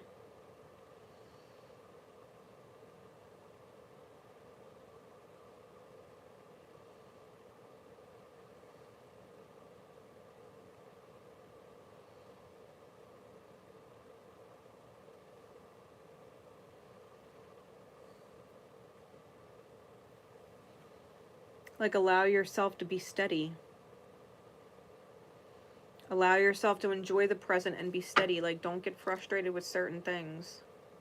Because once, like I said, once the universe comes in and you've got the cherry, everything is different. And you can't go back to the building phase. So, like, if you've been waiting on something and it's been taking forever, remind yourself that it's not always going to be that way, and you can actually go back and enjoy what you missed. You know, it's kind of like, I'll give you an example. Like, my mother waited for fucking years, was waiting for my grandmother to die. Couldn't wait for my grandmother to die so that they could get the inheritance from her will and just be done with her. But my grandmother was an awesome person. And the dinners that she cooked, like, she was straight up Italian. Like, her food, like, once she passed away, you don't get that back. You don't get those family dinners back. You don't get my grandmother's cooking back. You don't get her smile back. You don't get her generosity back. Yeah, you got the inheritance. You got the cherry. But that whole chapter of appreciating the time you had with her is gone. So don't worry and don't rush it. Enjoy whatever the present moment is, because once this present moment is past, it's past, and you don't get it back. Enjoy it for what it is, because it's not like the cherry's not coming. The cherry's on its way.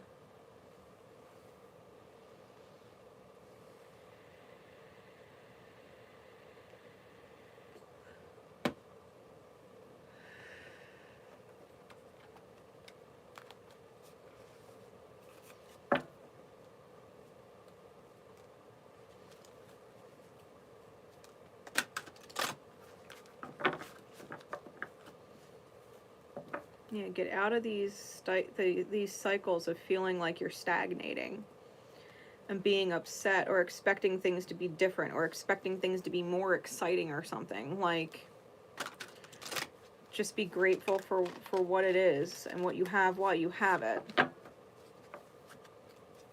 Because you won't always have it. It's going to be different one day.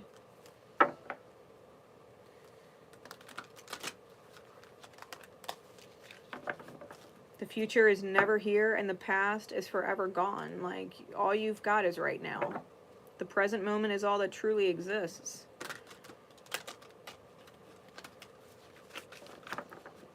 So enjoy what you can, and if you can't enjoy any of it, then go fucking create a life that you can enjoy. And stop being in this cycle of life that you don't want.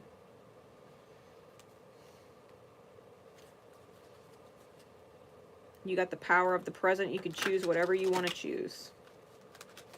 You can choose whatever you want to choose.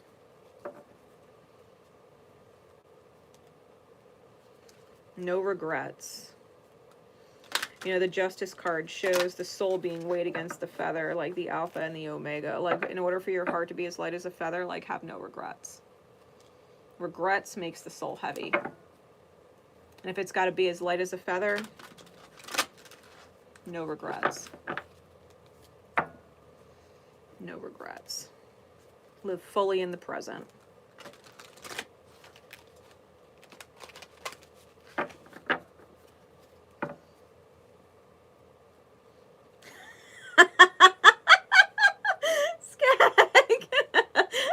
Your mother and my mother should get together and go bowling. My best John Bender voice. Oh my fucking god, that's great.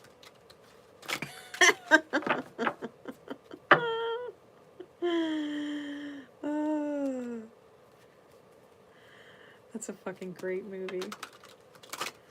Oh my god. Thank you, I needed that laugh. That was great.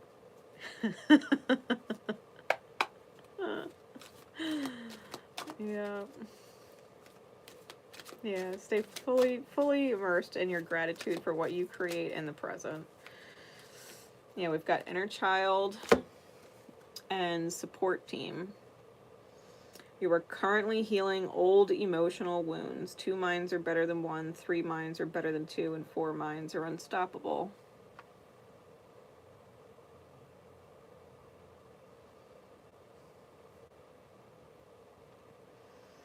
Healing old wounds.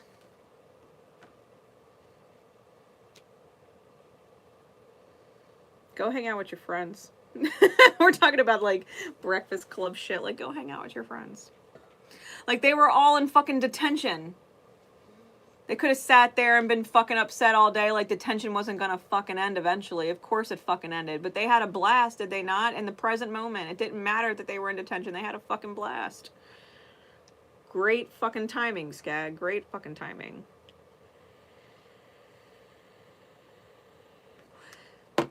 Like, go make the most out of it. Go make the most out of it. Have fun. Doesn't matter if it's not quote unquote acceptable or you're breaking the rules, so to speak. Like, the looming expectations that you have to be a certain way, do a certain thing, be here at a certain time, sit there quietly with your hands folded in front of you, like, don't move, don't talk, don't enjoy yourself, you're in detention. Yeah, right. You know what I mean? Like, yeah, right. You got this life. Doesn't necessarily matter what other people expect of you. Like, fucking enjoy your time. Enjoy your life. Enjoy where you're at. Enjoy the building. Enjoy the learning. Enjoy the process.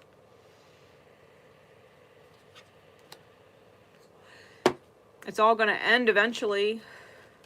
I was having that conversation with Tanya Tomes the other day. Like, at some point, like, the reality is, like, death is the ultimate victor. Death, no one escapes death.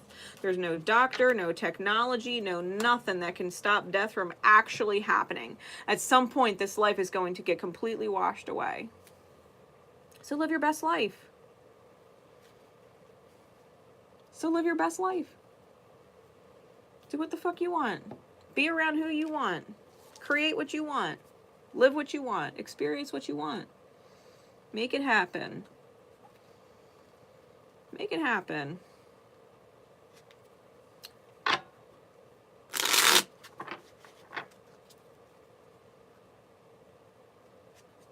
Like, I always wanted to go travel cross country and shit. I did.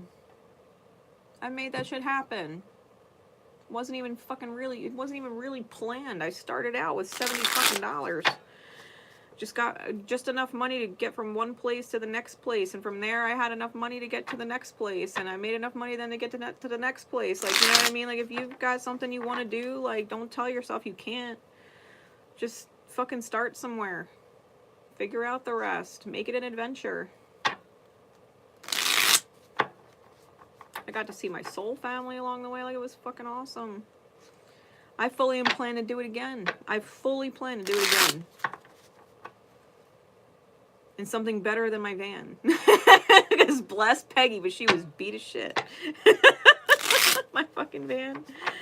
Bless my van, but she was beat as shit. I'd rather be in a fucking RV, like, fuck yeah.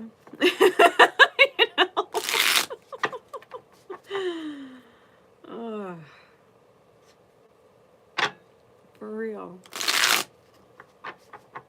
Yeah, it is. It is exactly how you met me, Christina. It is exactly how you met me. Christina met me on my fucking road trip across country.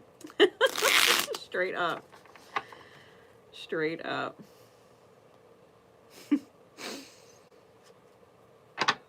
That is exactly how you met me. It's fucking wild.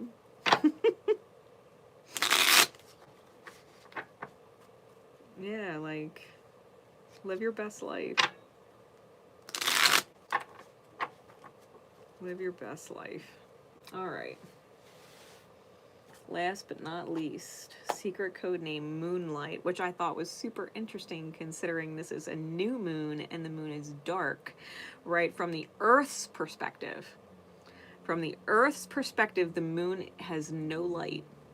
But on the other side of the moon that is facing the sun, from the sun's perspective, the moon is completely fucking lit.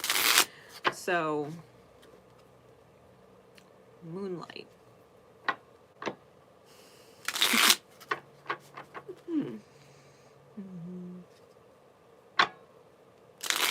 Secret code name Moonlight. Spirit, please.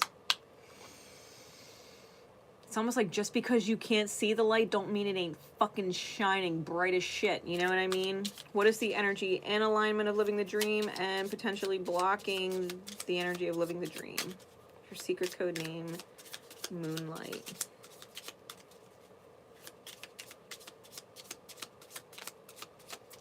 Trustworthy in reverse.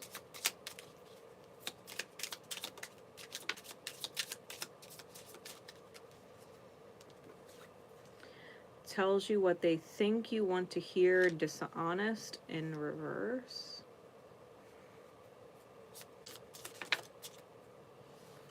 Respectful and unjust or radical extremes.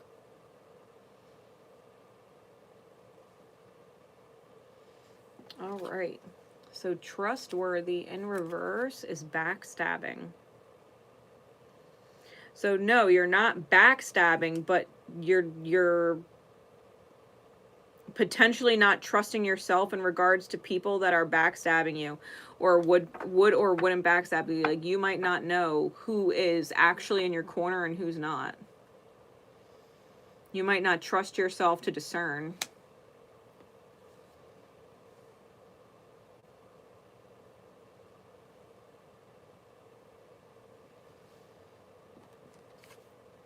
Tells you what they think you want to hear. Dishonest in reverse is honest.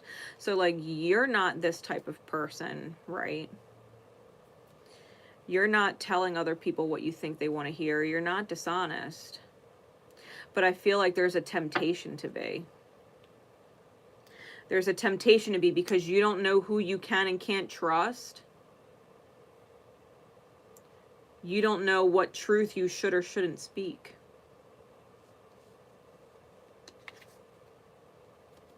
You don't know who you can actually be honest to.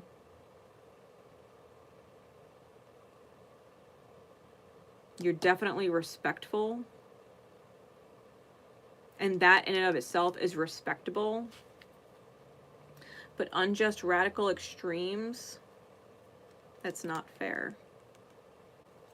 Radical extremes can be like happy, caring, generous 1 minute, and then sad, fickle, closed off the next. It doesn't necessarily have to mean angry, you know what I mean? But it's definitely this feeling of not even knowing who you are from one moment to the next. Maybe your energy is all over the place.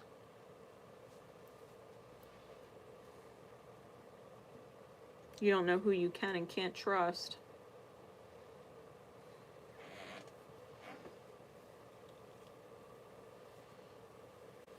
But you know that who you are, because you're definitely being tempted. You're tempted to be dishonest, and I feel like you're holding that. You're holding that.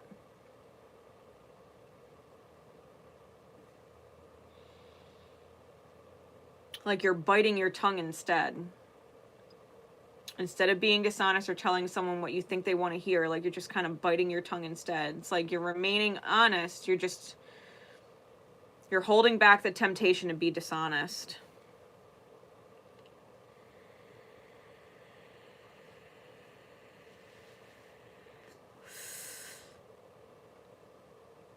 But the fact that you don't know who to trust, I think, is ultimately what is causing the extremes. And or potentially that unstable switch to come out at the wrong people.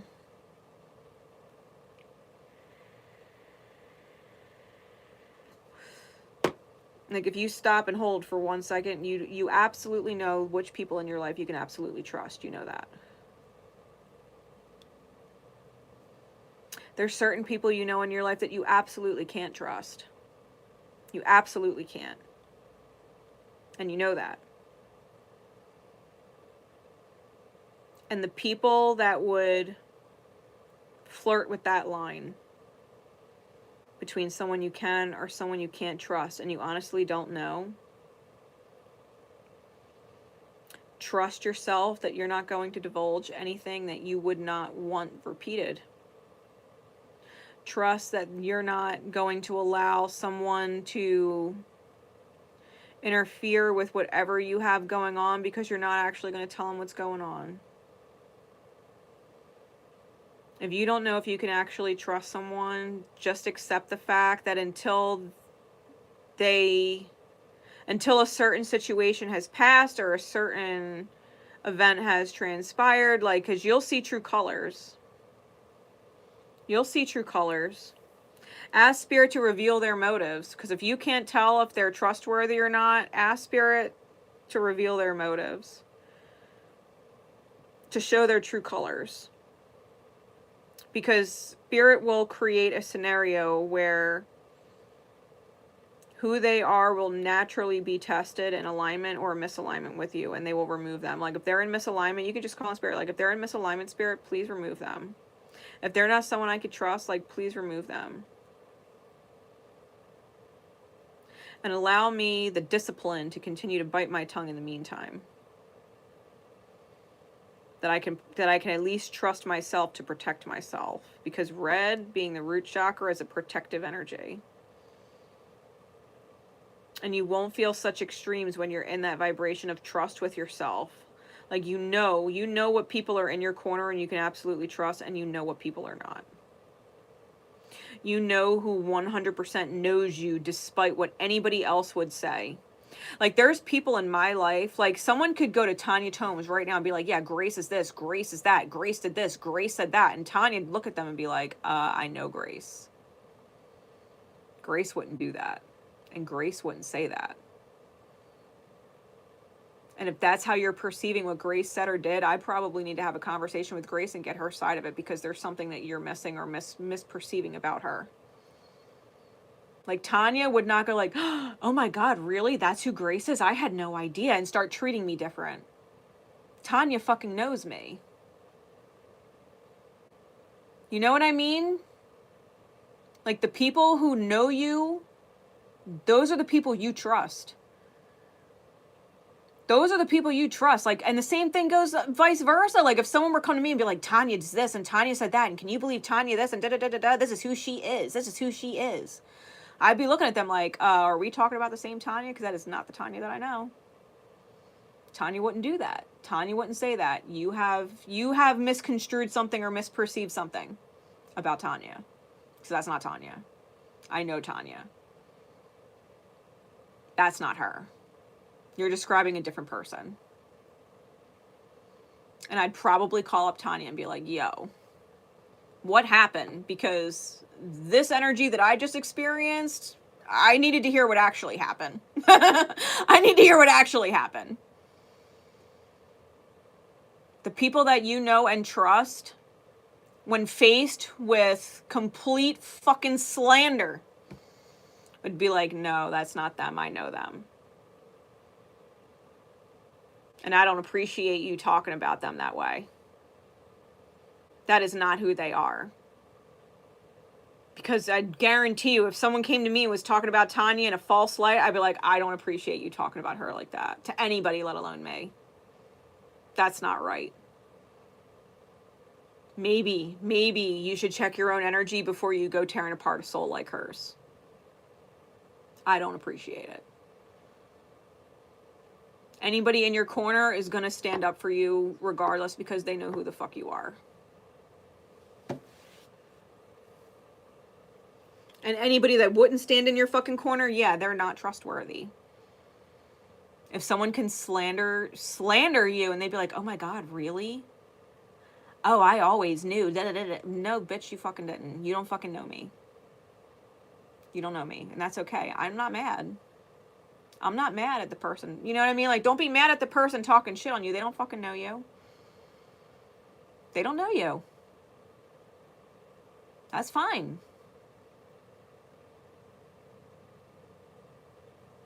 Anybody would believe something false about me? That's fine. I just saw your true colors. You ain't in my corner. You and I are not aligned. We don't have the same best interest at heart.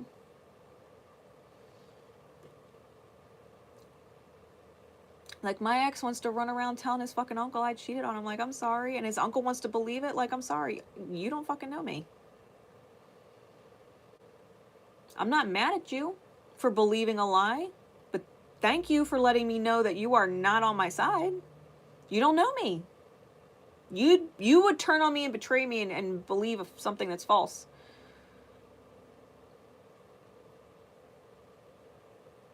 That's all right. I know who's in my corner, and it's not you. That's okay. Thank you. Thank you for being clear about where you stand. You don't know me. You are not my tribe. You are not my soul family. That's okay.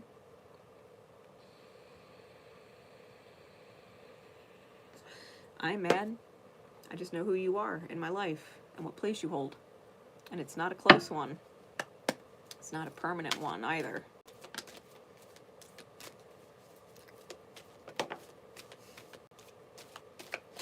Anybody would be led to believe that I didn't love my ex's kids like they were my own, that I hated those kids or got annoyed with those kids. Like, if anybody would believe that, it's like, that's fine. You could believe it. You don't fucking know me. You don't know me then. That's all right. I ain't mad at you for not knowing me. It's all right. But I know you're not my soul tribe. I know you're not in my corner, and I know you have no permanent place in my experience. You don't know me. You wouldn't come to my defense and be like, yeah, that doesn't sound like Grace. It's no different for you. Moonlight? Just because people can't see the moon don't mean it's not there shining fucking bright as all hell. Spirit sees who you are. The sun is spirit. Spirit sees who you are. Full-blown light. Just because people here on earth can't see your light don't mean it ain't shining. Spirit knows who you are, and people aligned with your spirit know who you are. Everybody else, they can believe what the fuck they want. You'll know who someone is real quick.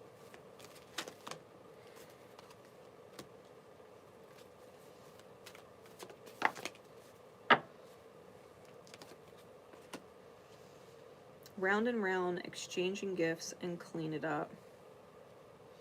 Yeah, these people that you're going round and round in these round and round cycles with, Spirit's going to give you an opportunity to clean that shit right out. You're going to see who's in your corner. You're going to see who's in your corner. Anybody who would buy some fucking lie about you or spread some lie about you and not come to you like, yo, this is what the fuck is being said. And you need to know what's being said so that you don't trust this person. Because I know you. I know that's not you. What happened? Tell me the real story. Like, you know what I mean?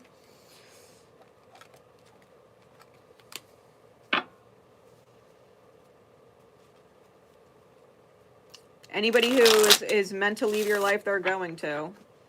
Spirit's going to give you an opportunity to see who you actually can't trust. And you're going to be like, thank you, Spirit, I'm good with that. I'm happier knowing than I am not knowing and guessing. Now I know where I stand with said people. First chance I get, they're out. You know what I mean? I got no more business with them. I got no more experience to be had with them. No, thank you. No, thank you.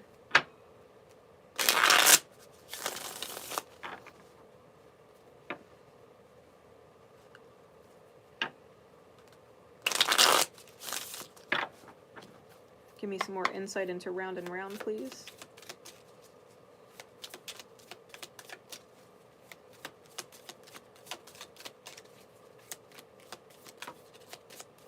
Yeah, victory. The Six of Wands.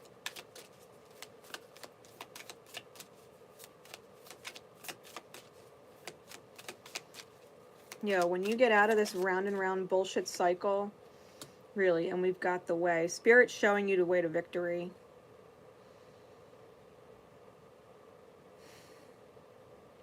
Don't hesitate to talk to Spirit, because it's victory versus pride and pray versus trust. If you don't know what you can and can't trust, talk to Spirit. Exactly what the fuck I said earlier. Talk to Spirit. Say, Spirit, I need to know who I can and can't trust. Make it super clear for me.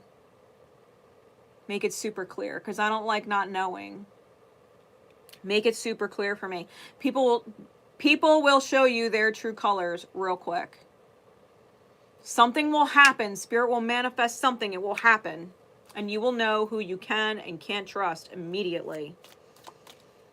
The way will be shown. Your victory, the way will be shown.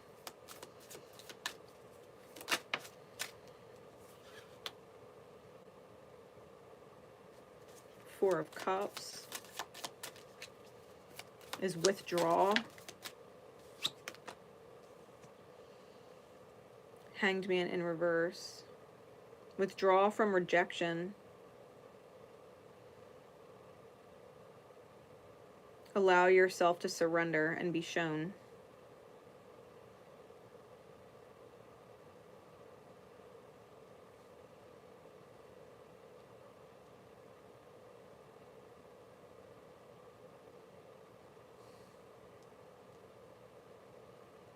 Because this head over heart energy, it really does need to be heart over head energy. Withdraw and surrender. Instead of stagnating in rejection. Because to be completely fair, if you don't know if someone would have your fucking back and defend you even when you're not around, if they wouldn't come to your defense, when you're not around, if you don't know that they would, chances are they wouldn't. Chances are they wouldn't.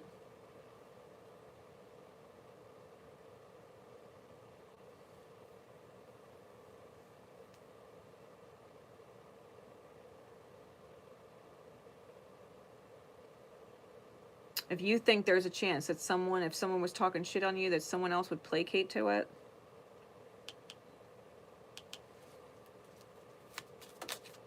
clean it up. Yeah, strength.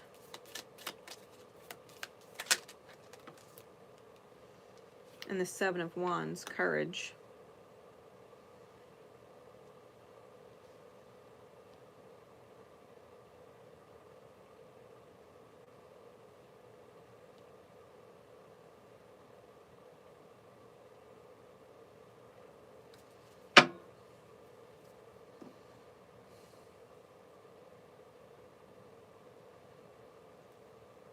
Like, when you trust yourself, right?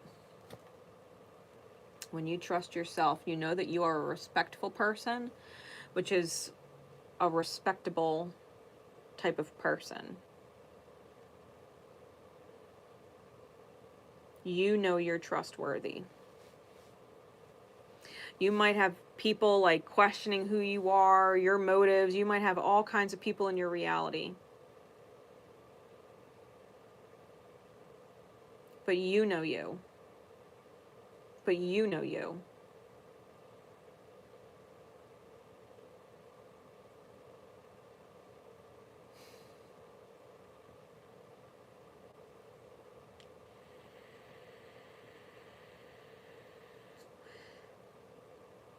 Just because other people are projecting their own motives on you doesn't mean you're like them.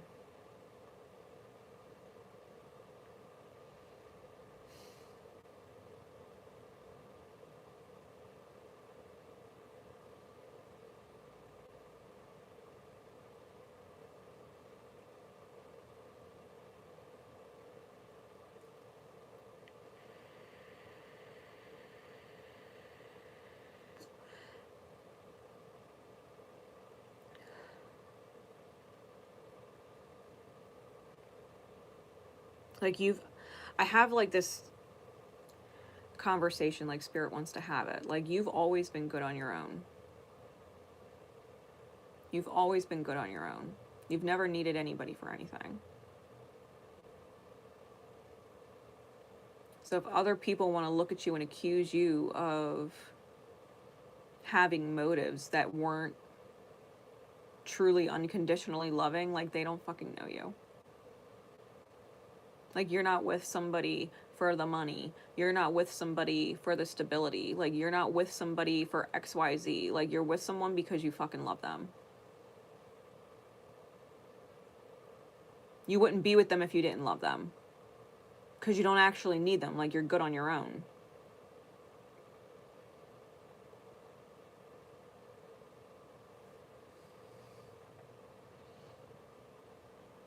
And anybody who would think otherwise and try and convince you otherwise or talk to you like potentially otherwise, like, they don't fucking know you. And you should definitely not consider them a trustworthy person, because they're the type of person, if someone said, yeah, they were with this person and didn't you know they were just around for XYZ reason and then they fucking left and da-da-da-da-da, and they're like, yeah, I always knew she was a user, I always knew she was a this, and it's like, bitch, you don't fucking know me. Maybe this person gave to me and I accepted it and then they were fucking rude and held it over my head and I was out. No, I didn't take it. I didn't take it and then bounce like peace used you out. No, no, no, no, no. You gave to me, you hung it over my head, and I didn't fucking appreciate it, so I deuces. I didn't use you. You disgraced yourself. And I didn't appreciate it. You know what I mean?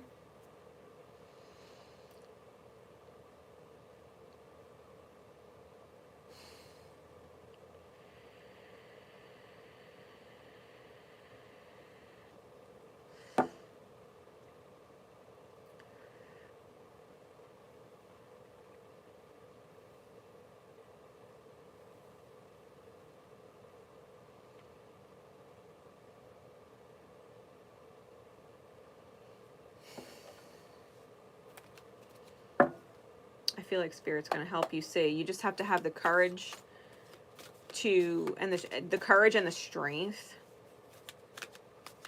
to withdraw when you need to withdraw and not get lost in this feeling of rejection. Like, it's not your fault they don't fucking know you. They don't know themselves. They don't know themselves. They don't recognize their own mirror. They don't see their own flawed energy. It has nothing to do with you.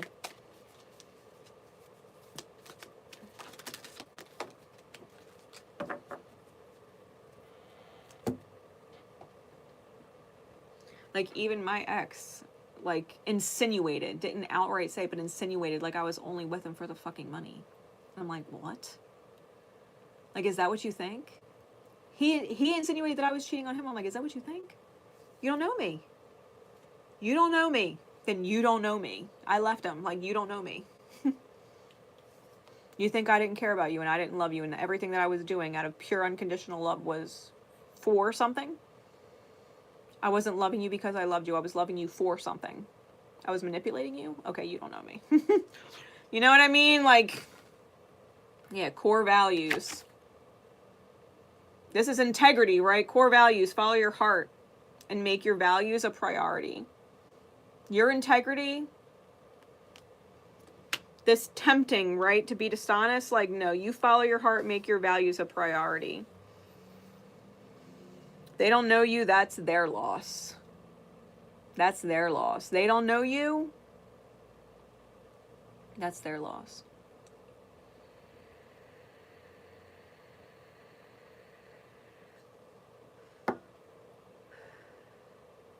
You hold true to your integrity.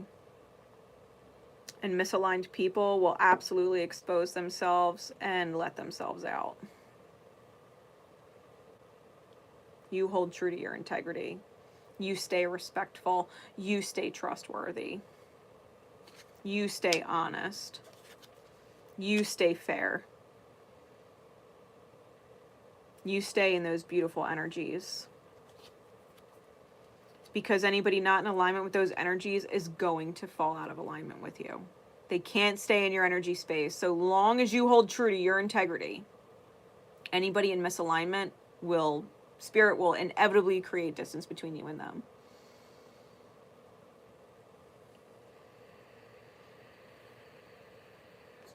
You hold true to yourself and know that Spirit's going to clean it up. You're going to come out a victor with all of this. You're going to be shown the way.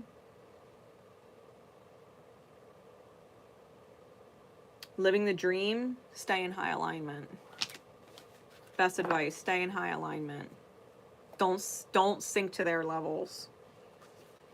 Don't sink to their levels. And when you refuse to sink, you're going to elevate and they're going to stay sunk. They're going to stay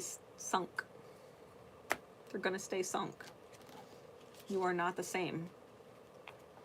You are not the same.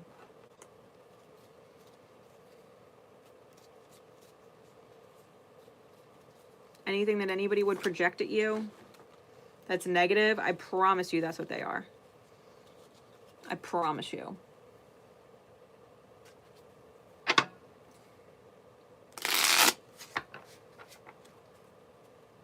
They accuse you of lying and you know you're not a liar, it's because they lie. They accuse you of being a cheater and you know you're not a cheater, it's because they are. They accuse you of being in it for the fucking money and you know damn right well that's not why you're in it, that's because they are.